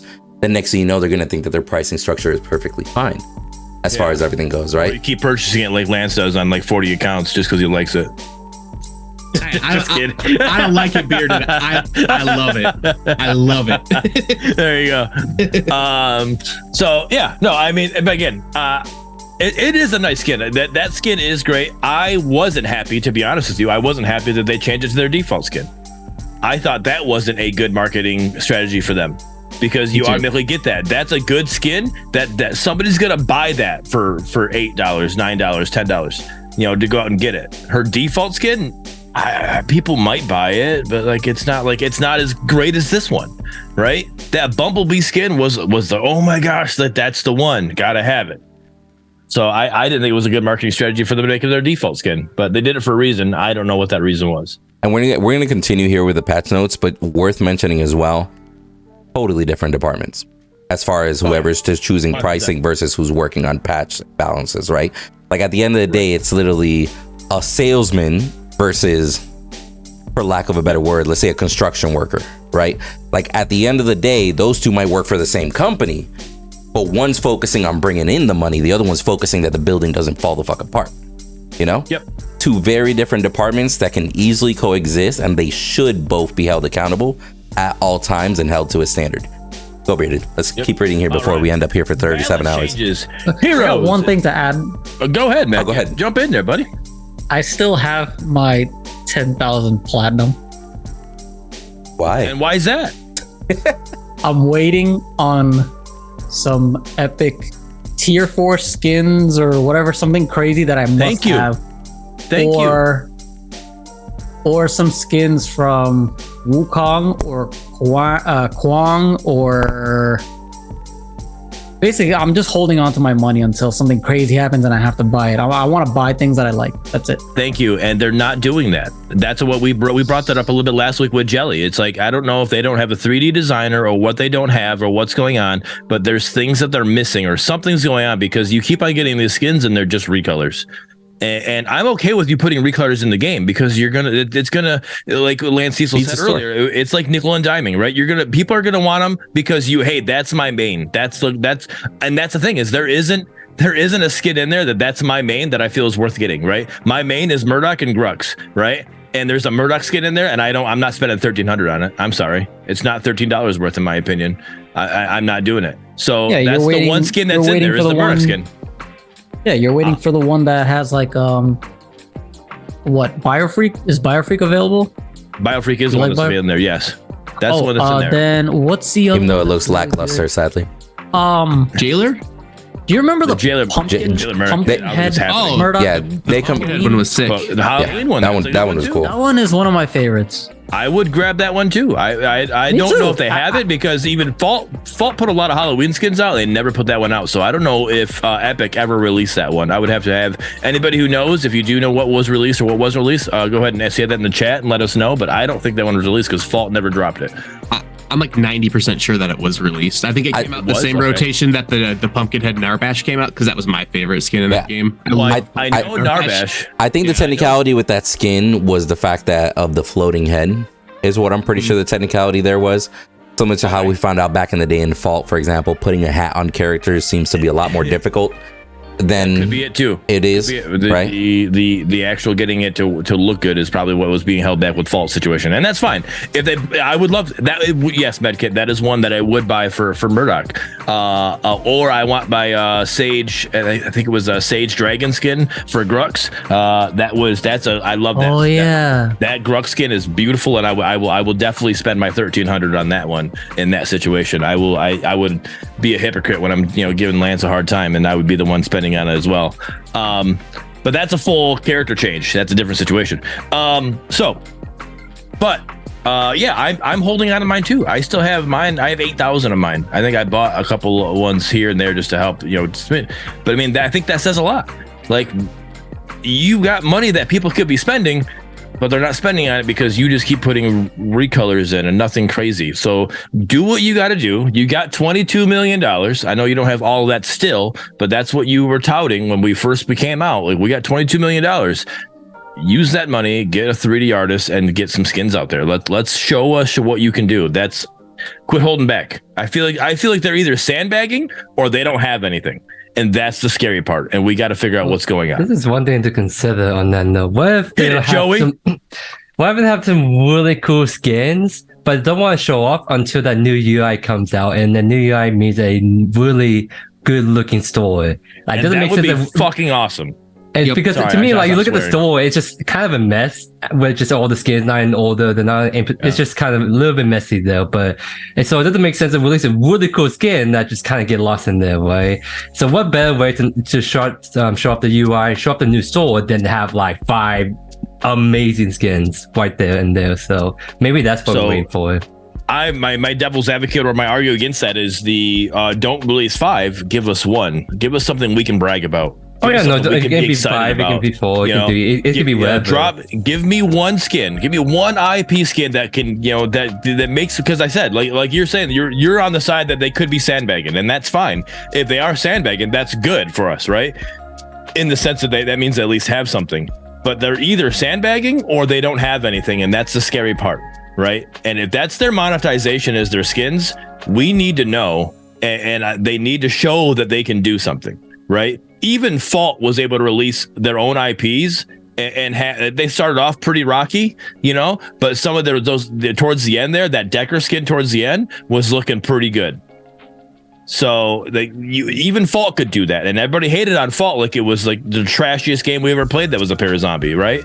I loved it. It was one of my favorites. But like, if they can do it, come on now. And they didn't have the $22 million they were touting, right? We need to see what you can do, and they need to show it. Give me one skin. I don't need a whole plethora. I don't need the PTO, skin catalog that they have. Give me one that I can say, all right, I have faith in you guys. That's all I'm saying. Fair. Let's go ahead and read balance changes here. There we go. Mortal Kombat Quan. I'm all about it. All right, heroes, general. Casters and tanks have been a major issue thanks to their major output. Sorry, what? Their damage output, especially for melee focused heroes to deal with, who can easily get swept up by those pesky AoEs. To help with, we're granting a bit more magical armor across the board to help base durability for all heroes. Melee magical armor increased from 30 plus 1 growth to 32 plus 1.8 growth. Range magical armor increased from 30 plus 0.5 growth to 30 plus 0.9 growth. All right. So, Countess, Joey, I don't want to read into all of these. Joey, what are your thoughts on Countess and the changes here, since that's your bay? Sorry, I'm just trying to read off. So, I mean, I'm fine with the changes to healing, because technically with what this patch should accomplish overall, it's just less like damage across the board, right? So you have less damage, that means that could be more influx of sustained builds, aka the reason why I posted that Grux video, because that's a sustained build. So with counters like Nothing No Lifesteal, I can see that why they do that, because we don't want sustained builds become too powerful, because they can be sort of kind of toxic to deal with, right? Right. Yeah, bringing her health down makes it where she's not a tank assassin. So, well, I mean, but if we would have left her healing up, it would have gave you more time to kill, because she would have been living longer. Hashtag nerf Joey, confirm.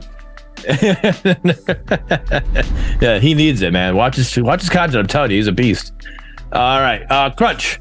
All right. Overall, we're deciding Crunch's damage output in the mid-late game by a smidge, whilst increasing his versatility by opening up the magical power scaling to let him utilize more magical bruiser itemization when the situation calls for it. I don't see almost anybody building magic with Crunch. It's almost always.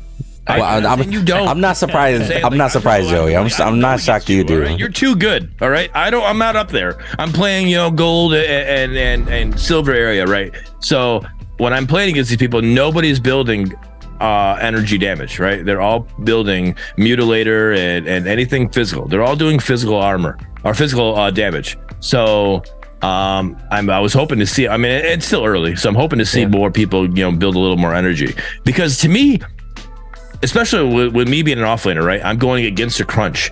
I hate going against a Crunch because now I have to wait to build what I'm gonna build, pretty much, to kind of see what they're building.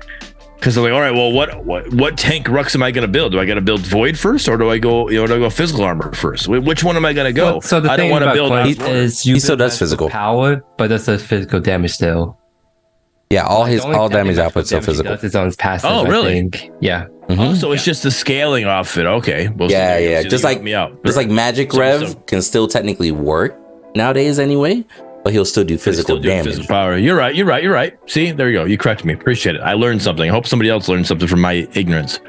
All right. So yeah, he made some changes. Again, guys, I don't want to go through all this. Is just for time's sake. For just being a time's sake, and this being only a small patch. This isn't a huge patch. Like this is got some beef to it. So I'm just gonna say there's a lot. I'm gonna read the devs' notes of why they're making changes, and then you guys can go through the patch notes if you haven't already, and read what was going on. All right. Decker has been fairly stable and dominating in the laning phase. We're pushing her damage down a little and putting a bit more emphasis on maxing out her photon disruptor instead of her stasis bomb ability. Her durability is getting a small increase to help match other heroes in her preferred roles. This is huge. She needed a damage decrease. She was too damage bursting as she was. She's a support, not a mid laner. I don't think that's gonna matter. Like, yeah, sure, they might have adjusted it a little bit, but it's 5 damage early game, 5 damage late game. Scaling is still basically the same. They played with cooldowns a bit. I think she's still gonna be top tier in issue, TBH. Oh, I think she's still good. I just think that they need to decrease this, and I think they're going to see that they still need to be decreased. But just any decrease to her damage is beneficial, because she's just doing too much. All right, Drago, just a small health increase for Drago to keep him in line with the other durability changes. Feng Mao is getting a small reduction in base health as his off-lane presence is very potent thanks to his base stats, allowing him to trade quite favorably even at level 1. His physical armor growth will make up for pretty quickly over the early levels, and beyond this, we reckon he's a pretty good spot stat-wise, so no huge adjustment right now. Joey, off-lane, what were your thoughts on Feng Mao there? So on the health decrease right there? Yeah, health decrease from 650 to 640. Physical armor growth increase from 3.7 to 4.2. Yeah, I mean, it's just kind of minor stuff. Again, they are just trying to target durability across the board and whatnot. So pretty much all the heroes got some kind of durability shift. So for Feng Mao, since people are doing less damage in general, they want to make sure Feng Mao doesn't feel too durable, right? So they decrease his health just a smidge right there, right? Get rid of his shield and he won't feel so durable. That's what I'm saying. Mm-hmm. Make him an assassin. All right. Gadget's passive can be a little abusive in the off lane by increasing her durability. We're being cautious of her strength in the matchups against melee opponents without affecting her mid lane potential. All right. And yes, her shield is crazy insane with that. They gutted my girl this patch. Good. They gutted her. But to say melee champs in general are going to feel really nice in this patch moving forward. I'm all about it. All right. Gideon is already fairly durable due to his high risk, high reward playstyle, where he has to commit his health pool in order to access his ultimate ability. However, his level 1 is a bit too durable for his lane, especially when combined with his mobility, making him a little too hard to kill. Will be giving some health back across the game, but at least at the start of matches, he will miss out on a bit of durability. All right. Any thoughts on that, Lance? Since you're a gadget main, you're getting mid laner Gideon to be not so durable with his first level. I think he's needed that for a really long time. It's very hard to box a Gideon early because of the damage that he's got from his passive. If he gets an auto attack on you after landing a thing, it slows you down so he continues to auto you. It's like pretty much impossible to box the level 1 unless you're like the Fae and you start your E or you're a howitzer. You pretty much lose level 1 to Gideon no matter what. Gideon's probably my like secondary mid pick that I like to see, so I don't like seeing him get hit either. But it's more the items that I feel like are affecting my one true love gadget in this patch more than the changes to her like passive that they did. It's okay. Definitely like specifically the Azure core changes that we'll get to later that have her in a weird spot. All right, my boy Grux. All right. Grux has a lot of his HP backloaded into his growth, so we're bringing some forward to ensure he can be a strong presence in the early game where he should be able to bully out other laners. Health increase 640. Yep. This is just great. I think he needed this because you go up against a Shinbi or even a Morgash now, and they were able to do chunk him pretty well. So now him having that little earlier health, he will stay in lane a little bit longer in that early stage, and if you play it right, you can definitely force them out and take the lead there. Especially if you watch, again, Joey's videos, he'll show you how to do it. Yeah, it wasn't just the item changes that make Grux a little bit better. It's the fact that they also bump up his durability a lot more compared to other heroes this patch. So that's why the sustained build is working really good on him right now. Yeah, his durability gets bumped up, and then that's the sustained build you're talking about. It just works. They go together really well. All right, Howitzer. One of the biggest issues with Howitzer right now is that he has a very large health pool, along with his size advantage. His range and utility keeps him extremely safe from most damage sources. We want to reinforce the fact that if you can catch the rat, then it can be exterminated. Alongside this, we're also taking down his landmine radius and slow grenade damage, as the latter's total base damage can snowball a bit when used both as a poke tool or combo tool. I said it out before, and I'll say it again. I can't stand him in the off lane. It's just almost impossible to deal with if you're a melee character, and it's hard to, even in the draft process, to know that you're going up against they pick a howitzer, like you don't know he's going mid. He's not going mid. You think, all right, they got howitzer mid, right? Especially because what if they pick a howitzer and Bellica? All right, Bellica's the support howitzer mid. Nope, there we go. Howitzer's off lane. Well, fuck, I picked a melee character. I should have picked a Shinbi or something to go against him, so I can poke him down or whatever. It's so hard to deal with, and so the fact that they're doing this, love it, because if you can't close in on him, you can do some damage to him.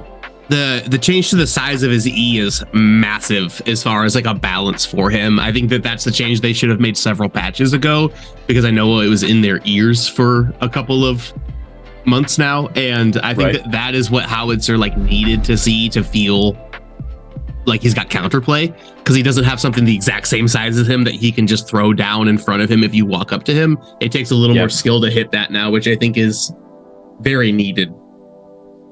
Mm-hmm. Agreed. All right.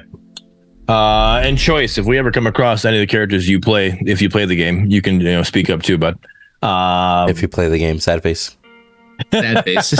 Big sad face. I play the replay mode. That's what I play. I play the replay mode. All right. Kalari is getting some larger changes. She's being taken out of the game. Move on. All right. So anyways, in this patch to create a healthier play pattern for players to engage with, we'll be increasing her jungle clear and lane clear potential so that she doesn't feel quite so incentivized to spam gank in the early game to build her lead. With this, however, also comes hefty nerf to her early game stealth.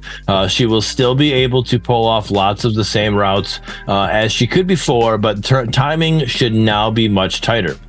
This will make her early ganks riskier and less free, resulting in healthier counterplay options for opponents. with this though, we can also give her a few quality of life buffs and increase the damage of her ultimate ability to compensate for death mark damage reduction, making her less reliant on the ability and more likely to get explosive AoE combos. Thoughts on Kalari, the cheese character? I'd be okay if the game didn't have her, to be real with you. Same. She's the pub stomp champion. Yep. I'm pretty sure Kalari as a character has more disconnect AFKs and I'm never playing this game again situations than any other character in this game. Yeah, I don't think she's a good character to have in an early access game. Like, I get you want to pub stomp with people, but that's something you want to do if you're a game like Smite and you got 10,000 players playing. You can have the 10. They're not going to have all 10,000 people quit playing the game, right? I don't feel like this is a good character to have in a game early on. So I've never been a fan of her. It doesn't matter if we're talking about Paragon, doesn't matter if we're talking about Fault, doesn't matter if we're talking about Predecessor, doesn't matter if we're talking about Paragon the Overprime. I don't like Kalari. She is just a cheese character in my opinion. So, all right. Chimera has suffered a similar issue to Grux, where his early game is diminished by a small health pool. We're bumping this up at the cost of some late game health, meaning Chimera will need to continue to build tanky in order to become the immortal jackrabbit of his dreams. We also have a small quality of life buff to his ambush, so that he doesn't lose his stacks as he majestically leaps towards his prey. Thoughts on this, guys? I'm pretty sure Medkit convinced him to add the word majestically in there. Yeah. Maybe. I'm surprised they didn't spell it majestically, actually, because he was the one that did the convincing. That would have given it away. It would have, you're right. It would have. They're trying to be a little more secret about it, but it's still, that's what it's there. All right, can somebody explain to me the quality of life change, though, with the ambush and his stacks? Like, what was happening there? Because I don't play jungle and I don't play Chimera to understand what's going on. So his stacks fall off pretty fast, right? And his leap, there's like some travel distance involved. So it'll really suck if you're like in a situation where your stacks are about to fall off and your leap is coming back on cooldown just in time. And then you leap, you're like mid jump, but your stacks fall and now you're back to 0 and you landed the hit. Now you only get 3. So that's the quality of life thing they're talking about. It's basically to just extend the life of his stacks, which is pretty nice. And it only extends the life if he jumps, and they're going to drop. They're going to drop off with the time that he jumps. Within the next 1 second. Right. So if he doesn't jump, they're going to drop off at normal time frame. Right. Yes. Okay. Yes. All right. No, thank you. That's I said I don't play them, so I don't understand how that works. So, and it'll still drop while you're jumping. It just won't go below 1. So, like if you jump and you're at 2 or 3, you'll get to 1 by the time you land. Okay. All right. Got you. All right. Kira, the purple ADC, Windu's favorite character. Kira is mostly getting some standard durability buffs and a small buff to Dusk, increasing her finisher potential in the mid to late game. Have you played her with this patch there, Windu, to know how that feels? I haven't played since I raged last week with the 3 wins, 7 losses, 8 losses, or whatever. So I haven't tried this patch at all. You got to get on my 8-game win streak. I don't know what you're doing. So I don't know. Kira's very strong right now. A lot of very strong. Okay. A lot of the ADC changes were item changes were really beneficial for her. Breach solved her main issue early game, which is the fact that she can't shove a wave or clear a wave if she's getting pushed into. We'll get to the breach. That's why I quit playing her. Yeah, I quit playing her because of that reason. Yep. I also didn't like her very much because of that, and she was already really, really strong. And I think that they did nothing but make her stronger in this. They added some scaling to her Q, which, I mean, people were already maxing right mouse button on her anyways. So you're just getting 5% extra damage to what you're doing already because you just put that first level into Q and then sit on it until it's the time to upgrade the second one. And I think that she's probably number 1 or 2 for ADCs right now in the game. She does a lot of damage. All right. I haven't seen it yet. Joey might know this. Joey, do you know if Breach is procced on her ult? Because I know it does like on hit and can crit and stuff. Does she leave when she ults with Breach? I haven't tested that interaction yet, but you can always just go into practice 2 and just test it really quick. I hadn't even thought about it until like this exact second, but that sounds disgusting if it works. Mm-hmm. Spud says he confirmed it. Breach procs on her ult. Wow, that's nasty. Insane. That's insane. There you go. I did see somebody on Reddit post the like Grux on hit. Like there's some items that it doesn't interact with, and there's some items that does interact with. Mm-hmm. So they don't know if that's normal or if it's a bug. If it like they're asking, hey, what is this? Because like his double pane, it's supposed to give you 2 on hits. But then it sometimes it like with certain items, but you get it with Bonesaw, but you don't get it with I can't remember what item they said in the Reddit that I read. But they're saying it doesn't happen with certain items. It's like they were wondering if that's a normal thing or what was going on with that. So that'd be interesting. Yeah. So no Scud confirmed. Well, again, that was Scud. If it doesn't happen, blame Scud. If it does happen, blame Scud. Spud. Spud, sorry, my bad. Sorry, see, the potato. Got me talking about PTO now. Spud, sorry, Spud, forgive me. If it doesn't happen, blame Scud. If it does happen, blame Spud. There we go. I fixed it. All right. Okay. We are getting close to 2 hour mark, so I'm gonna like speed through some of these. Like Bellica is also a little too durable at level 1 relative to the most heroes, so we're giving her a small nerf. Don't forget, all heroes are getting a magical armor increase in some way that will more than offset these changes, specifically against mages and tanks in the mid to late game. Going back to Bellica, however, this comes a small quality of life buff to her Void Bomb, allowing her to feel a little safer utilizing them without her Seismic Assault. All right. Morgash emerged from the forest pretty clearly, well, aside from all the grubs and bugs, with only minor issues to her wave clear and trading. We're giving her a mark a little more oomph in the early game so that minion aggression doesn't feel quite as punishing, as well as the increasing her passive damage to said minions.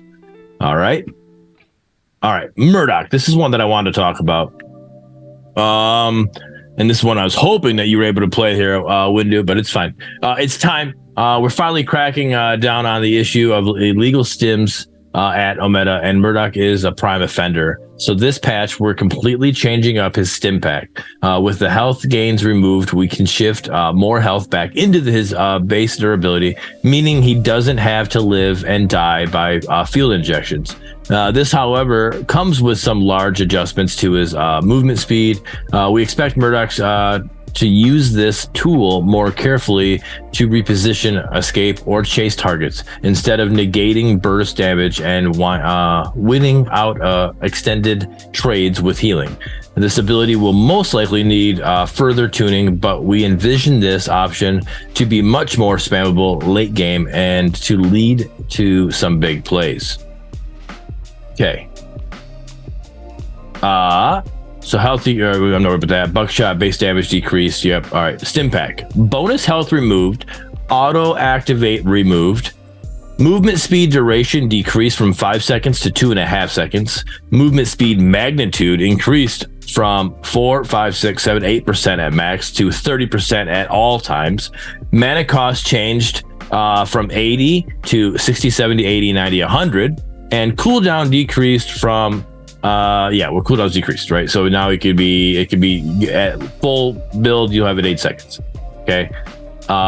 They basically changed his worst ability to be able to be a go fast, press here ability. Yeah. For 2 seconds. It's chased out. And that's actually, I'm okay with this, right? Because I didn't like the stim pack because you didn't even have to think about it. It almost made him like, hey, just almost like a W character because it was auto activate. When you got below 40, right? You could use it if you wanted to because, hey, I'm sitting under base. I'm just trying to get some healing and I don't want to use a pot right now. So you pop it real quick, whatever. But I miss his passive, his chase down passive. That's one of the things I loved about Murdoch. Yeah, the wee-woos, right? I love being able to chase down somebody that was low health, right? That was awesome. And that takes that away from him. So this kind of adds it back to him and it's not a passive. You have to use it, right? So I'm okay with this. I haven't had a chance to play him yet, but I want to try it and see what it's like. Has anybody played him yet with the new patch? No. All right. No, but I can imagine that not getting the bonus health feels really bad when you're used to it and you're trying to duel somebody and you go, I got like an extra 2 shots I can take if I push E. I also think it not getting activated on its own is kind of rough for like a skill entry level. I think that players that are new to him aren't going to remember to use movement speed, and it was like almost a get out of jail card for a little bit. So it'll be interesting to see how it affects him. The buckshot changes suck too for him. Yep. I mean, I saw somebody using Icecorn Talons with him, and he was zooming all over the map. So that was a little wild, but we'll have to see exactly how he plays out, especially this week at PCC. I watched that. I don't think we see much Murdoch in PCC this weekend. All right, calling it now. You'll have to watch PCC to find out. Okay. Muriel is innately powerful against mages, as her shields directly counter their cooldowns and damage output. Therefore, she needs to remain somewhat burstable to magical damage to retain the identity. We're shifting some of her health growth in physical armor to allow mages similar windows to take her down, whilst still providing more durability for Muriel versus ADCs and assassins, who typically have more accessible penetration. All right. I had to point out that a meta loves the word the word whilst, like, or whoever writes this. Yeah, they put that word in every time. I don't know if it's a UK thing or what it is, but they love that word. That's Bloodborneous. I definitely think it's a UK thing, because if you read it, it's like whilst. It's like yeah. All right. Faces generally felt loftier, since her recent changes, but her link ability still feels a tad clunky. We're still looking into the targeting, but have fixed a fairly large bug with it that was causing lots of frustration. We're also taking her early game healing down a notch to decrease her fairly powerful lane presence. Rampage has been problematic for quite some time due to his fierce damage output. With the new tank crest and durability changes, we feel comfortable taking his consistent DPS by hitting his passive attack speed and rumble ability damage. Revenant small durability increase for Rev with no particular theme for no particular reason. Richter is also getting a minor nerf to his damage, but is also getting a large buff to his durability, as his base stats do otherwise look a little sad. This should help him feel more confident engaging with ranged heroes in both the dual lane and the off lane. Severog is another hero getting some hefty changes. This is his patch. As we point him back towards the jungle role. With changes to his passive ability, his offlane and jungle stack acquisition should be much better aligned.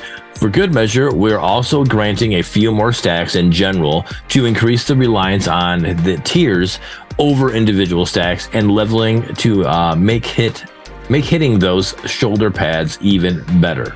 Okay, so the Reaper Soul passes. I'm going to read this one because that's the one that makes the big change here. Now gains stacks based on the target's CS values, capped at 5. That's nuts. So you're getting 5. If you get Orb Prime, you're getting 5. If you get 1 CS, you're getting 1. Right? One creep, you're getting 1. You know, and then. But that also means in the jungle, bigger minions will give you more stacks. Yes. Correct. So will it actually mean he's valid in the jungle now? He should be, yes. If you can stack perfectly, you get 16 from your red side. There you go. That's a lot. And that is a lot. All right. Stacks on hero kill increased from 3 to 5. Stacks per tier increased from 30, 60, 90, 120 to 40, 80, 120, 160. Okay, all right. So increase. So instead of hitting 120, you get your spikes, you got to hit 160 to hit your spikes. All right. Health per tier increased 40, 70, 100, 130 to 50, 100, 150 to 200. All right. So you're getting 200 when you max stacks. You're getting 200 health. Siphon bonus damage per tier decreased from 10 to 8. Bro, it was already going to be a tank meta, but Seb is about to run that shit, bro. Yeah. Seb strong boy. All right, Shibby's Wolf Pack is on a bit of a diet due to some overindulging in the previous burst meta. Yes, thank you. Bring her down.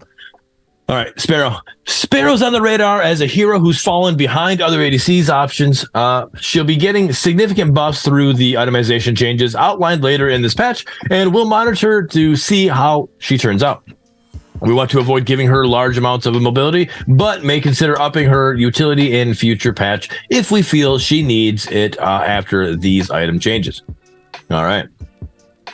Steel's getting similar treatment to Richter to help him tackle those pesky range opponents. We're also decreasing his damage in offlane trades just a smidge due to his larger durability buff. That guy still hits hard. I played against him last night. All right. Faye is getting a dainty nerf to her burst combo damage output, but is also gaining a bit more utility with her Bramble slow to help her escape sticky situations or land an extra Harvest Nettle in those extended trades. All right. Items. I'm not going to go over the items give me, you guys pick an item that you want to talk about that you were like, hey, this is a big, huge change that I want to talk about. Lance, you did say, and I'll show them on the screen as we chat. All right.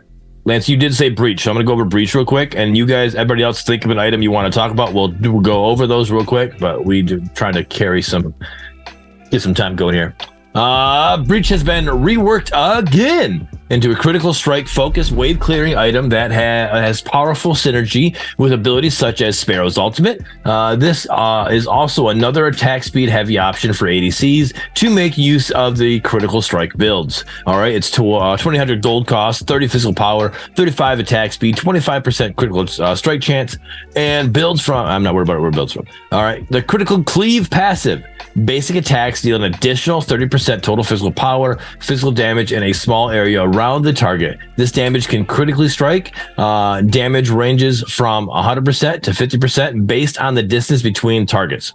Okay, this sounds like it was another item that we already had. It was a blue item. What item was that? Similar to Mind Razor. Mind Razor, thank you. Yes, that reminds me of Mind Razor. That's what it reminds me of. So yeah, it's got the same cleave that Mind Razor does on it, but like the big thing about it is that this crits and gives attack speed. This is like the go-to first item on pretty much every ADC right now, because all of them need wave clear except for kind of Murdoch and a little bit Drongo, but I'd still build it on both of them. Maybe not Murdoch. It's cheap. And it's cheap. Over Stormbreaker? Later. I would build this over Stormbreaker for sure. Yeah. Can you stack Breach and Mind Razor and just get like that instant like wave clear and damage and team fights? Probably, but I don't know that. Are they unique passives? Worth it. They would be unique because breaches can breaches can crit. So I would assume that they are unique, but I don't know that off the top of my head. But just like the early game wave clear that you get on somebody like Kira, specifically Sparrow, and then the changes to Stormbreaker too. I don't know if we have time to go over it, but Stormbreaker converts your crit chance into on-hit damage. So like going Breach and then going Stormbreaker, you get so much attack speed from those two items on Sparrow that then you could even build into like tainted rounds and stuff. Because one of the problems with Sparrow is you couldn't go a lot of anti-heal on her because of tainted rounds having the crit on it. So Stormbreaker takes care of that, and I think Breach is in a really good spot right now. I agree. Just reading it, I agree that this is in a good spot because of what it's going to give you. It almost seems a little bloated, but again, heroes like Sparrow and Kira need it. I am really curious if somebody getting cleaved draws minion aggro though. Do you have an experience that with like Mind Razor, Joey? If you hit a minion and it cleaves and hits a champion, do you draw aggro? I don't think so. You can correct me if I'm wrong, but I never noticed it. It's so I kind of think it's so the same thing as like Fire Blossom. Like when you damaging people with Fire Blossom, they don't draw aggro necessarily. Yep, I agree. I believe that's exactly how it works, Joey. Because the times that I played Mind Razor when I was playing ADC, I didn't notice it. And nothing. I wasn't like, oh, I gotta stop doing that. I don't hit the minion close to him. Hit this minion. You know, like that's. I never felt that way. So, yeah. All right. Choice, you got an item you want to go over? Let's go over Azure Core. Azure Core. All right, let me find it. Is that top? Because I know Lance has some feelings about it. Yeah. They kill the item. We're seeing mage items kind of get hit, kind of get crushed a little bit. Sorry, I'm just trying to find Azure Core real quick. So it's going to be in two different spots. Alchemy Rod is the first tier 2 item that they talk about in it, which is like where the majority of the changes came from. And that's at the top. Yeah, it's the very first item they talk about is Alchemy Rod, which builds into Azure Core. But basically, they just made it so when you finish Azure Core, you don't get that immediate passive of the 3% mana as ability power. Now you have to get to 400 stacks, and it comes from the tier 2 item, not the full item. And you also lose 10 ability haste on the total item as well. So you don't get like pretty much any benefit out of it until you're at 400 stacks, which might be 20-ish minutes into the game. And then you lose 10 ability power for the addition of like 10 additional power. I don't like where Azure Core is as a gadget main. All right. So the Azure Core full thing that says, not the T2, it's the same as the Chemical Rod. We're shifting away from some haste here and moving the secondary passive into the font passive. So magical power increased from 50 to 60, arcane magical passive removed. Font passive, maximum stacked 10 ability haste removed. Font now grants magical power equal to 3.5% of maximum mana when fully stacked. Okay. All right. Yeah. I do know because I wanted, because we're not going over all the items. For anybody who's just listening or doesn't want to go through the whole thing, ability haste in this whole patch got a big hit. Right. If an item had ability haste, it probably got hit brought down a little bit, if not taken out completely on that certain item. So that was the big hit in this patch. I would say was ability haste. I don't play mid at all, so I have no counter with that, Lance. If anybody else has any idea, any counter or any add-on to what Lance was saying about Azure Core, go ahead and jump in. And if not, Medkit, you got an item you want to go over? Bonesaw, McGraw. All right, what do we got here? Bonesaw's ready. All right. Bonesaw can be a really hard item for most heroes to build up to and keep stacked, unless, of course, your name is Grux. So, my boy, so we're making those stacks fall off in a way that other heroes can maintain more easily. It will still be more potent on Grux, though, due to his ability to quickly stack the item. Flurry passive. Attack speed increased from 6% to 10%. Stacks decreased from 6 to 3. Stacks change from falling off one at a time to falling off altogether. All right, Medkit, So, why'd you pick this item? I really like this on. I've been having a lot of fun with Chimera, this item, Overlord, and then a bunch of health items like Salvation, Raiment. What's the other one that's like really high HP? Basically those 3 items, a bunch of other HP items, and then Sapphire's Mantle to stack the health up. And I've been having a ton of fun playing before this patch. I was loving Sapphire's Mantle, but I need to try with this one. Yes.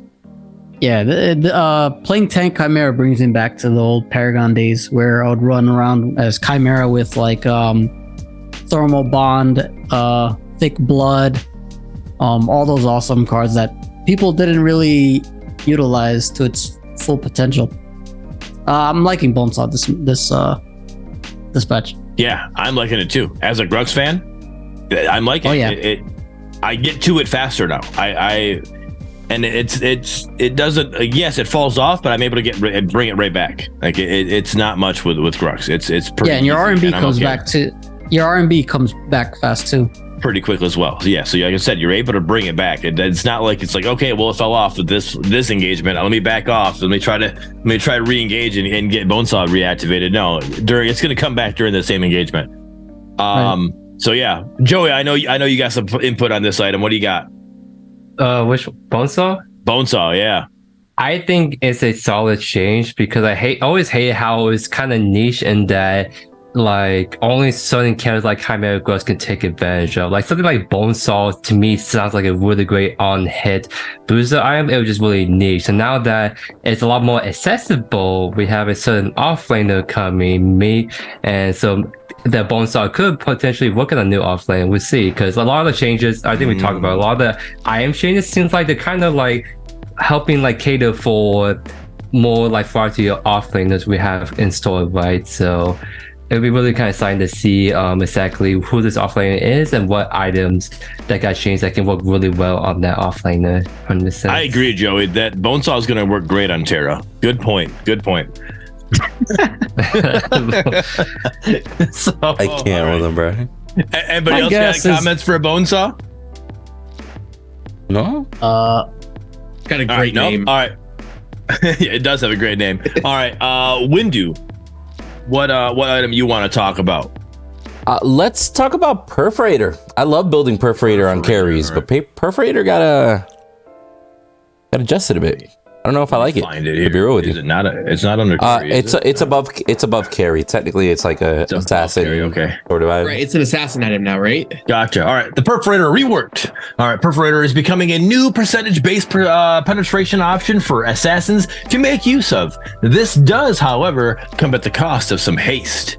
Now, as is the theme of this patch, it definitely is. Yeah, so 33 Perforator cost. before. Sorry to interrupt. Perforator before, whenever you used to land, like it would say, like, hey, your next crit within a certain amount of time is going to do extra damage, right? Like, so, like, Perforator, Imperator together were just like spiciness. Let's start the fight with a big chunk, right? Now, I get to slow people if I hit them with an ability. Like, that might be cool on Right Kira, there maybe. is the Pimperator is what that is. I hate him.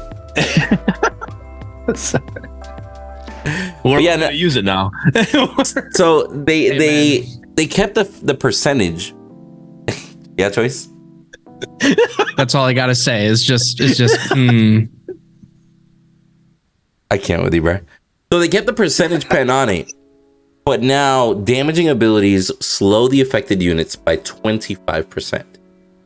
Mm-hmm. Now I could see that being useful on somebody like Kira, like you guys were saying. Cast an ability, everybody caught inside is now slowed 25%. A little bit more drastic, you know what I mean? Might be a little spicy combo to keep them inside of the circle. I kind of don't like. I understand they're trying to kill the TTK vibe, right? They're trying to make it a little bit harder to kill people. But as far as crit bonus and crit buff, so to speak, right? That shit was a limited pool, literally to just the one. That was the only one that buffed the crit damage. Everything else is just crit chance and normal damage, right? Right. Imperator? Well, okay, so technically Imperator, but the Imperator is the crit item, right? Like you don't do a crit build without Imperator. Asides, yeah, like I would like if you're building crit chance and you don't have Imperator, you just, I don't know, what are you trying to do? Tickle people every couple shots? But having Imperator on there and then having something like Perforator, that was like, hey, these two together is the nuking option. But you wouldn't even build this early. There's no way you build those two early. That was a big cost, very slow attack speed between those two. Like it definitely didn't go on early. I don't know why they adjusted it towards a slow. Right. That shit blows my mind. I need you to play the game and tell me how it feels on the next podcast.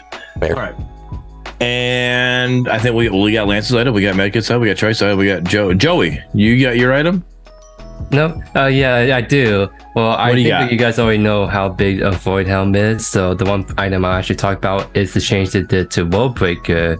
Because it changed how you get bonus damage. Because remember, like, there were a lot of mages that can take advantage of it just because it was based on maximum health, not bonus HP. So you see stuff like getting World Breaker being really hard to kill, but also doing a lot of damage. And then there's a certain Mortgage World Breaker build offlane you can do as well. Go full build tank, but still have like World Breaker do ton of damage. But now all that is not nearly as effective because now you have to build a lot of like HP to really take advantage of the World Breaker passive. It's bonus health now, not total max health. Well, that fucking sucks. Now you gotta go heavy into tank for that to do anything. Well, because like World Breaker is supposed to be the tank item, but mages just abuse it because it's just a static for magical power. But now mages can't abuse it as easily, which is So good. You think it'll just be like a Richter? Chill out. You think it'll be like a Richter steel item now, exclusive maybe, Well, like, or take a depending on the new one. That's I think Or Sev? Yeah, that bonus It'll be health. big on This is a massive item for Seth. They also shifted some of the ideas for mages as well. I think to be able to build this, there's a decent like bruiser mage build you can go into now that has a lot of HP in the mage items you build up to Worldbreaker. Probably still not quite as potent as it used to be, but like okay-ish, I guess. I think it just kind of stops it from being abused on a lot of the different tanks. Right. Yeah. It's now viable, not abusive. Yeah. For probably. mages, I would that's a say. good way. That's a good way to put That's it. what I would say. With that niche build, you would have to build this situation. Before, they could just build it and just take advantage of it, and abuse it. Now you have to build the tank in a sense, that health pool to kind of build up to it to make it worth it. Joey doesn't get Worldbreaker Countess anymore. Sad face. Exactly. I mean, the Shinbi build that was running Rampant was Mega Cousin Worldbreaker. That was those two items, you do so much damage, but now you have to actually build a lot of HP items to get the same benefits, which is not always the most efficient way to build Shinbi in that kind of case. Mm-hmm. All right, so if you guys want to know about Voidhelm, again, I've referenced it multiple times. Go watch Joe, yours truly, his video about Grux. He builds it in there and he goes over the changes with that in that video. So I'm going to save that and not use that as mine, although that is a huge one. I'm going to say the next huge one is now the Crystalline Cuirass. All right. And I don't know if that's how you say that word, but that's how I'm going to say it. And that's how I've been saying it.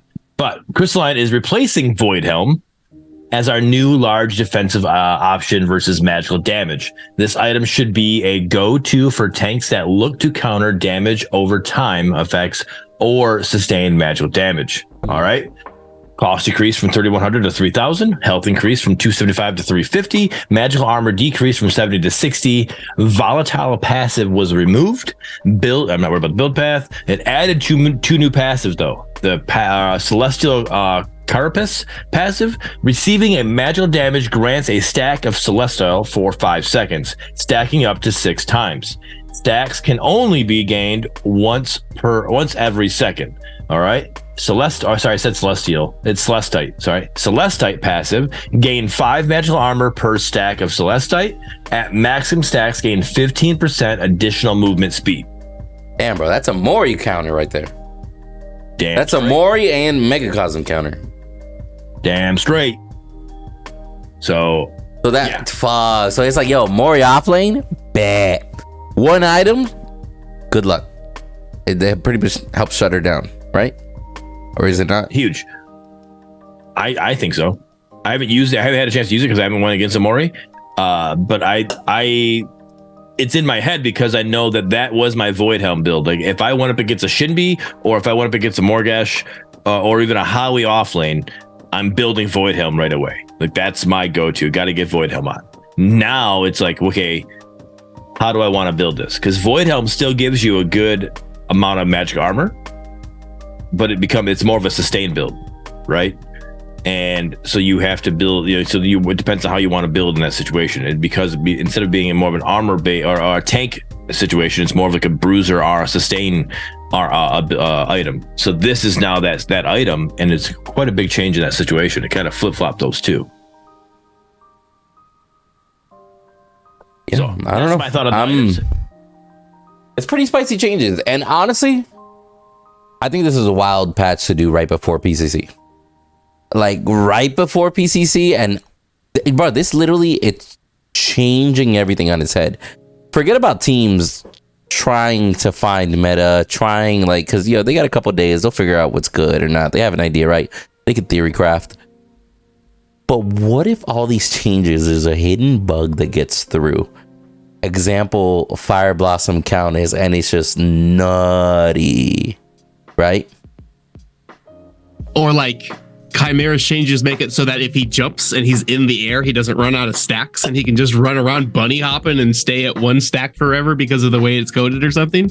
You can see weird things sneak through like that. It'll be interesting to see how it develops. But I actually I'm in the favor of loving the fact that there's a big patch that's changing a bunch of shit right before one of our like bigger events that we're going to do. because as the great Macho Man Randy Savage once said, the cream is always going to rise to the top.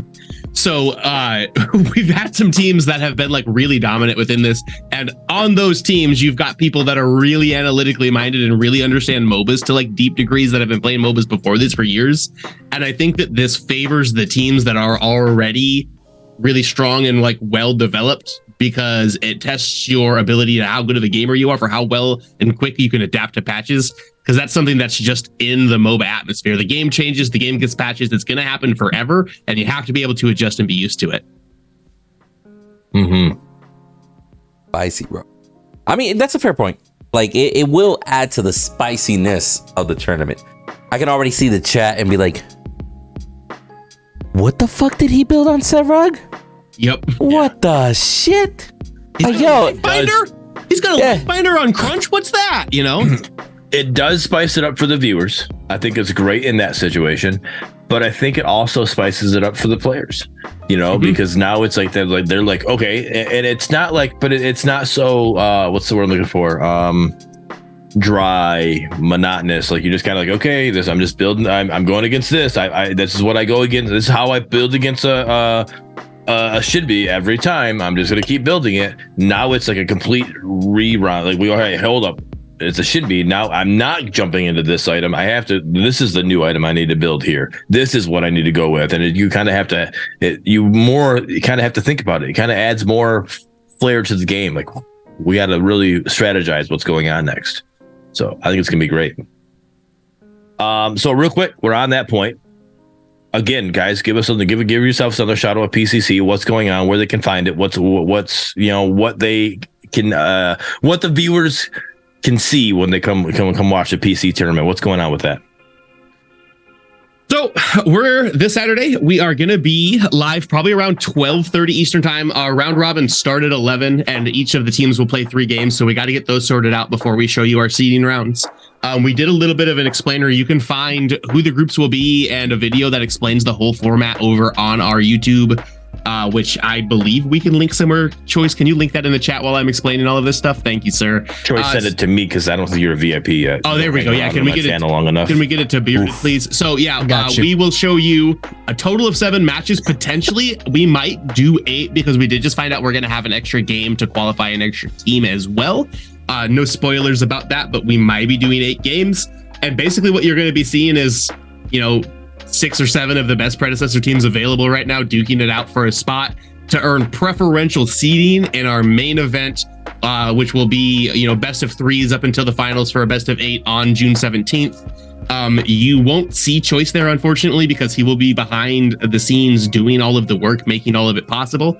I'll be there. I shoutcast most of the games. We've got a really, really strong core group of people that do shoutcasting for us. I'm sure a lot of you guys are familiar with Geronimo Jack, TJ DJ, some of the other, you know, talent that we have. Our dog with the triple G's will be hosting once again, and you know, everybody really loves our dog, so you know, another opportunity to see them. Got a couple of guest people that are going to be doing desks that are going to be a little bit of a surprise that we've kept hidden that the community seems to really enjoy, that we like. But basically, it's just like one of the only spots you can see the top tier competitive predecessor that's going on right now. It's a great spot to like get insight on the best players and what they're building and what strategies they're using, and get yourself better at the game by watching it. You'll learn a lot from the desk segments that we have in between. You'll learn a lot from our casters and just like the different approach that pros take to the game in comparison to your casual stuff. We've got a Discord. You can find us on Discord as well if you're not already in our Discord. And maybe we can drop me that link, Choice. Yeah, Bearded will link that for us as well. We're on Twitter. You can find all of us there. And, you know, basically we're just trying to keep the community thriving and moving along as we move to console release. All right. And Lance, I know you said this earlier, but there's people that joined afterwards and whatever. Explain to the new people who have been here, and to myself, because I wasn't here when you announced yourself. Who are you? What is your position with PCC, and what do you got going on? And how did you get to be so lucky to work with Choice? So I kind of stumbled into my position with PCC. I've been a big like professional League of Legends fan since about season 3. I'm a big Faker stan. I don't want to get into my obsession with Faker right now. I don't want to look all sus on stream, but I've just been following professional League of Legends for a really long time, specifically the Korean scene. And And I mentioned having sausage fingers and not being super mechanically inclined earlier in the broadcast as well. I am also a single father, so I've got limited amount of time to like join a team and be on a roster and like participate in that way. So I wanted to be involved in some way that I could. I grew up a really big sports fan. I was listening to Hawkeye football on the radio all of the time growing up. I watched a lot of like WWE and stuff. So I loved like Jim Ross and Jerry the King Lawler and all of that stuff. My big influences for like esports casting though are Monte Cristo and Doa from like the LCK a couple of years ago, back when like that was really thriving. And I've always kind of wanted to get into content creation and doing this sort of stuff, but never really had a community that was like welcoming to that for me. So at the very, very beginning of Predecessor's like scene, there was a tournament called Law Lobby, and they did that, and the dude was just like swamped and didn't have anybody with him. So he did like an open audition to see if he could get anybody to come help him. So I sent him a video like, hey, I'd really like to cast, and this is like what I think I could bring to the table for you. And he told me like I was good and I was in. And I was like telling a couple of my homies about it that I knew within the community. And then I found out that the people that put on the PCC were about to do an event and their casters were going to practice in the thing. So they brought me into a scrim to practice with the PCC casters that they had already set up. And then it just like meshed really well. And they're like, hey, we're doing this tomorrow and you're coming whether you like it or not. And I've done pretty much every professional Predecessor event since then. I've done all of 4 PCCs. The Prediversity tournament. I did a tournament called Top Tier Pred with a spicy tuna roll. That was a community funded thing. Pretty much anywhere that there's been professional Predecessor, I've been there. All right. And you guys, you again, they said he was going to be there no matter he liked it or not. And you guys can tell that's why he's got that, the sheet behind him is because they don't want you to see that Choice has him in a cage. Like he literally can't move. Like he's trapped. Poking me with a cattle prod and milking me for my sweet buttery voice. There you go. All right, that's awesome. That's actually really cool. I didn't know you were. I knew you were a sports fan. Obviously, I can tell. Yeah. You know, you like some other team, which I don't know where they're from. But anyways, it is what it is. Anyways, but yeah, that's really cool how you got into that. And that's actually It's funny you say that because that's something that. If I got better at the game, I think I could do something along that because I would always love to I would love to do a sports, like you and me said they're talking, Michigan and Iowa football game and broadcasting that would be huge, right? I think I could sit there and do that. I know more about football. I don't know that much about Predecessor for me to sit there just ramble off a bunch of things and cast that. So shout out to you guys and doing all that. That's awesome. You also said that you are a single father. Hats off to you, man. That's awesome. Keep up that great work. But on that note, I do have to turn over to this guy here, to the side of me on this side. Shout out to Windu. You just found out again that you're going to be a father of a son. That is awesome. Congrats, brother. That's 2 on you. You're following in my footsteps because I got a girl and my son's the youngest. So you learn from the best. I got it. Keep it up and congrats, man. You're muted. Oh, you're muted. Congrats on the sex, Windu.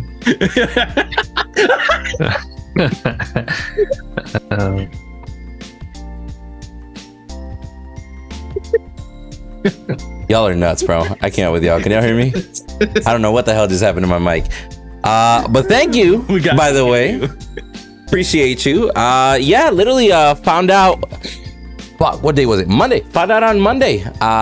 We have a baby coming up in October, and it's going to be a boy.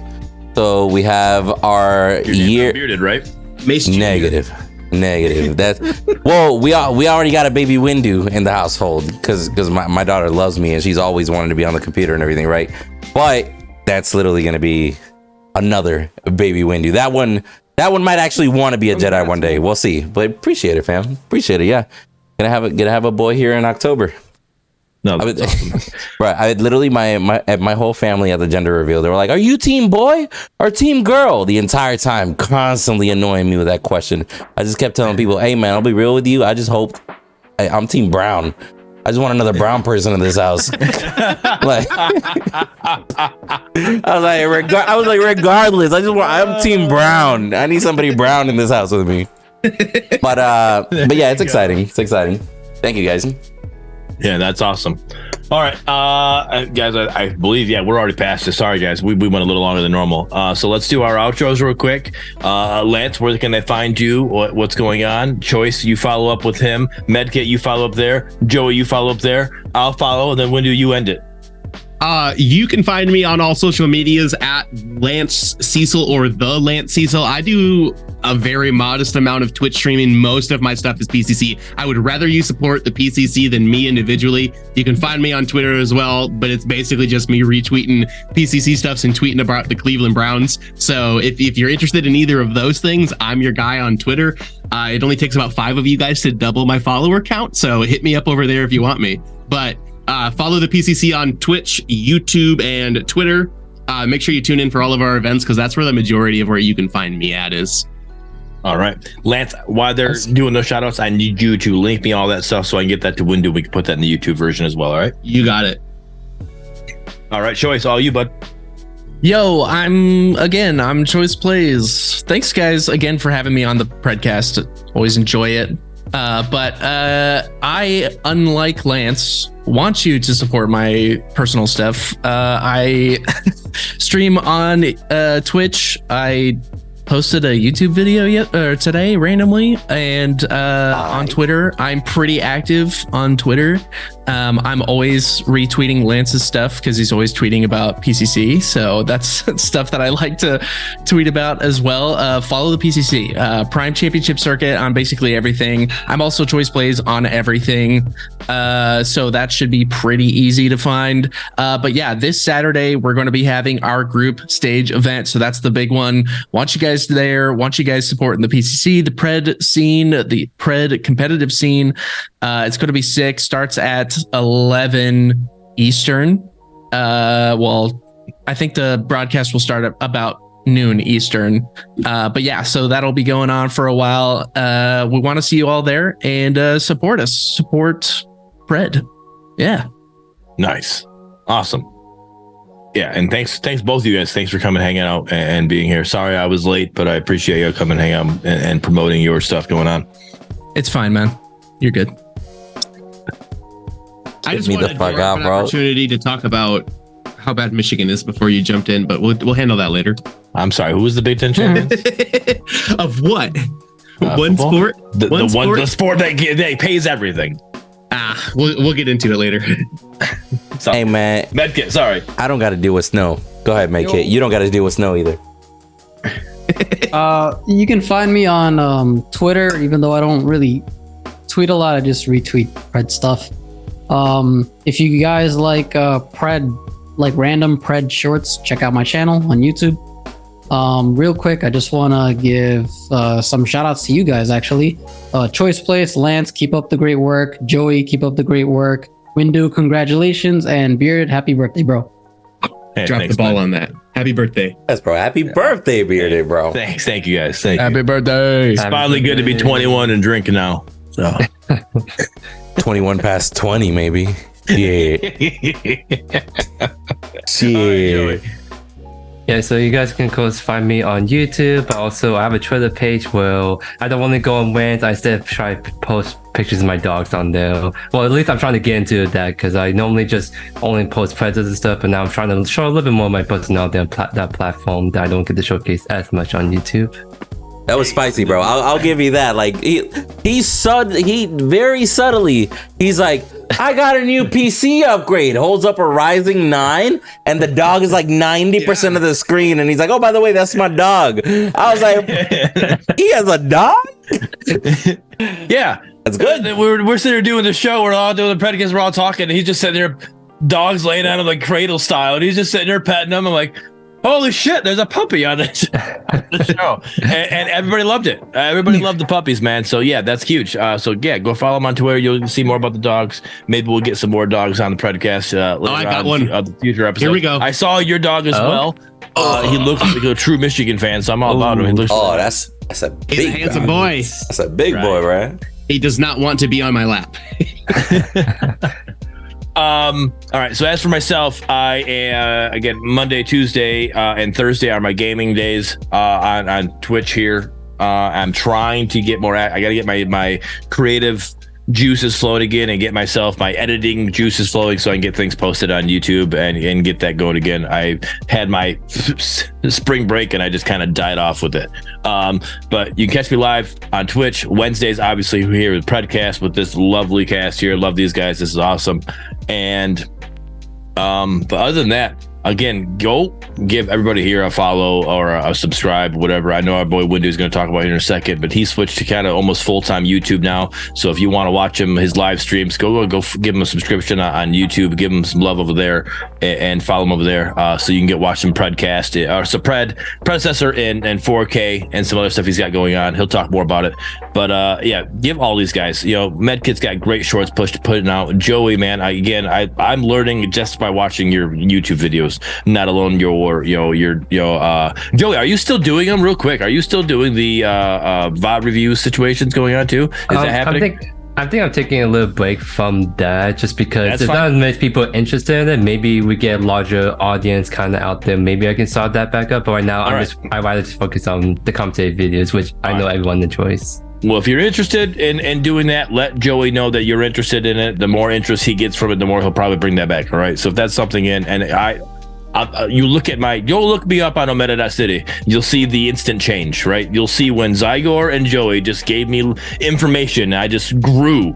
I skyrocketed. I could probably play on the PCC. I'm probably that good now, thanks to them. All right. I'm holding off. I don't want to, ruin the tournament. So. But other than that, I'm done with myself. Again, thank you all for coming hang out. I had a great time, chatting with you all on my birthday. So appreciate you all. And real shout out to everybody that I saw a bunch of subscriptions going on. Thank you all for subscribing to the Twitch channel. That definitely helps me. And we're now growing. I can get an upgrade like Joey now here soon. I'm trying to get that 4070 Ti or something going on here. And I could do 4K predecessor, but we've been talking about graphics cards for like 3 months straight, bro. We've been texting like crazy. All right, Windu, on to you. Sorry, I've been rambling. No, you're chilling. You pretty much said what I was gonna say. So appreciate everybody for joining. As far as what I got personally going on, essentially just been pretty much switched full time over to YouTube just because it actually supports 4K streaming and 4K gameplay a lot easier. So I've been uploading Predecessor 4K. I've been uploading Star Wars videos on the Star Wars channel 4K. I basically decided to go ahead and future-proof, and I literally bought a brand new stream PC just to do 4K streaming, 4K gaming and everything. Just did the whole upgrade. So if you guys could just kind of tune in, keep that, let me know your feedback. I'd appreciate it. And yeah, like Bearded was saying, just please go ahead and follow everybody here. As you guys can see, everybody's super passionate about this game. We offer criticism, feedback, etc. We try to be as real as possible. We also try not to be too much of dicks about certain situations, because we also understand these are people putting in their hard time, hard work going in there, and at the end of the day, we are just people in here like, hey, that ain't worth $11. But at the end of the day, we appreciate everybody watching, and hopefully to the devs, don't hate us. We appreciate you, and we'll keep giving feedback as long as the game's still around, which hopefully will be for many, many years to come.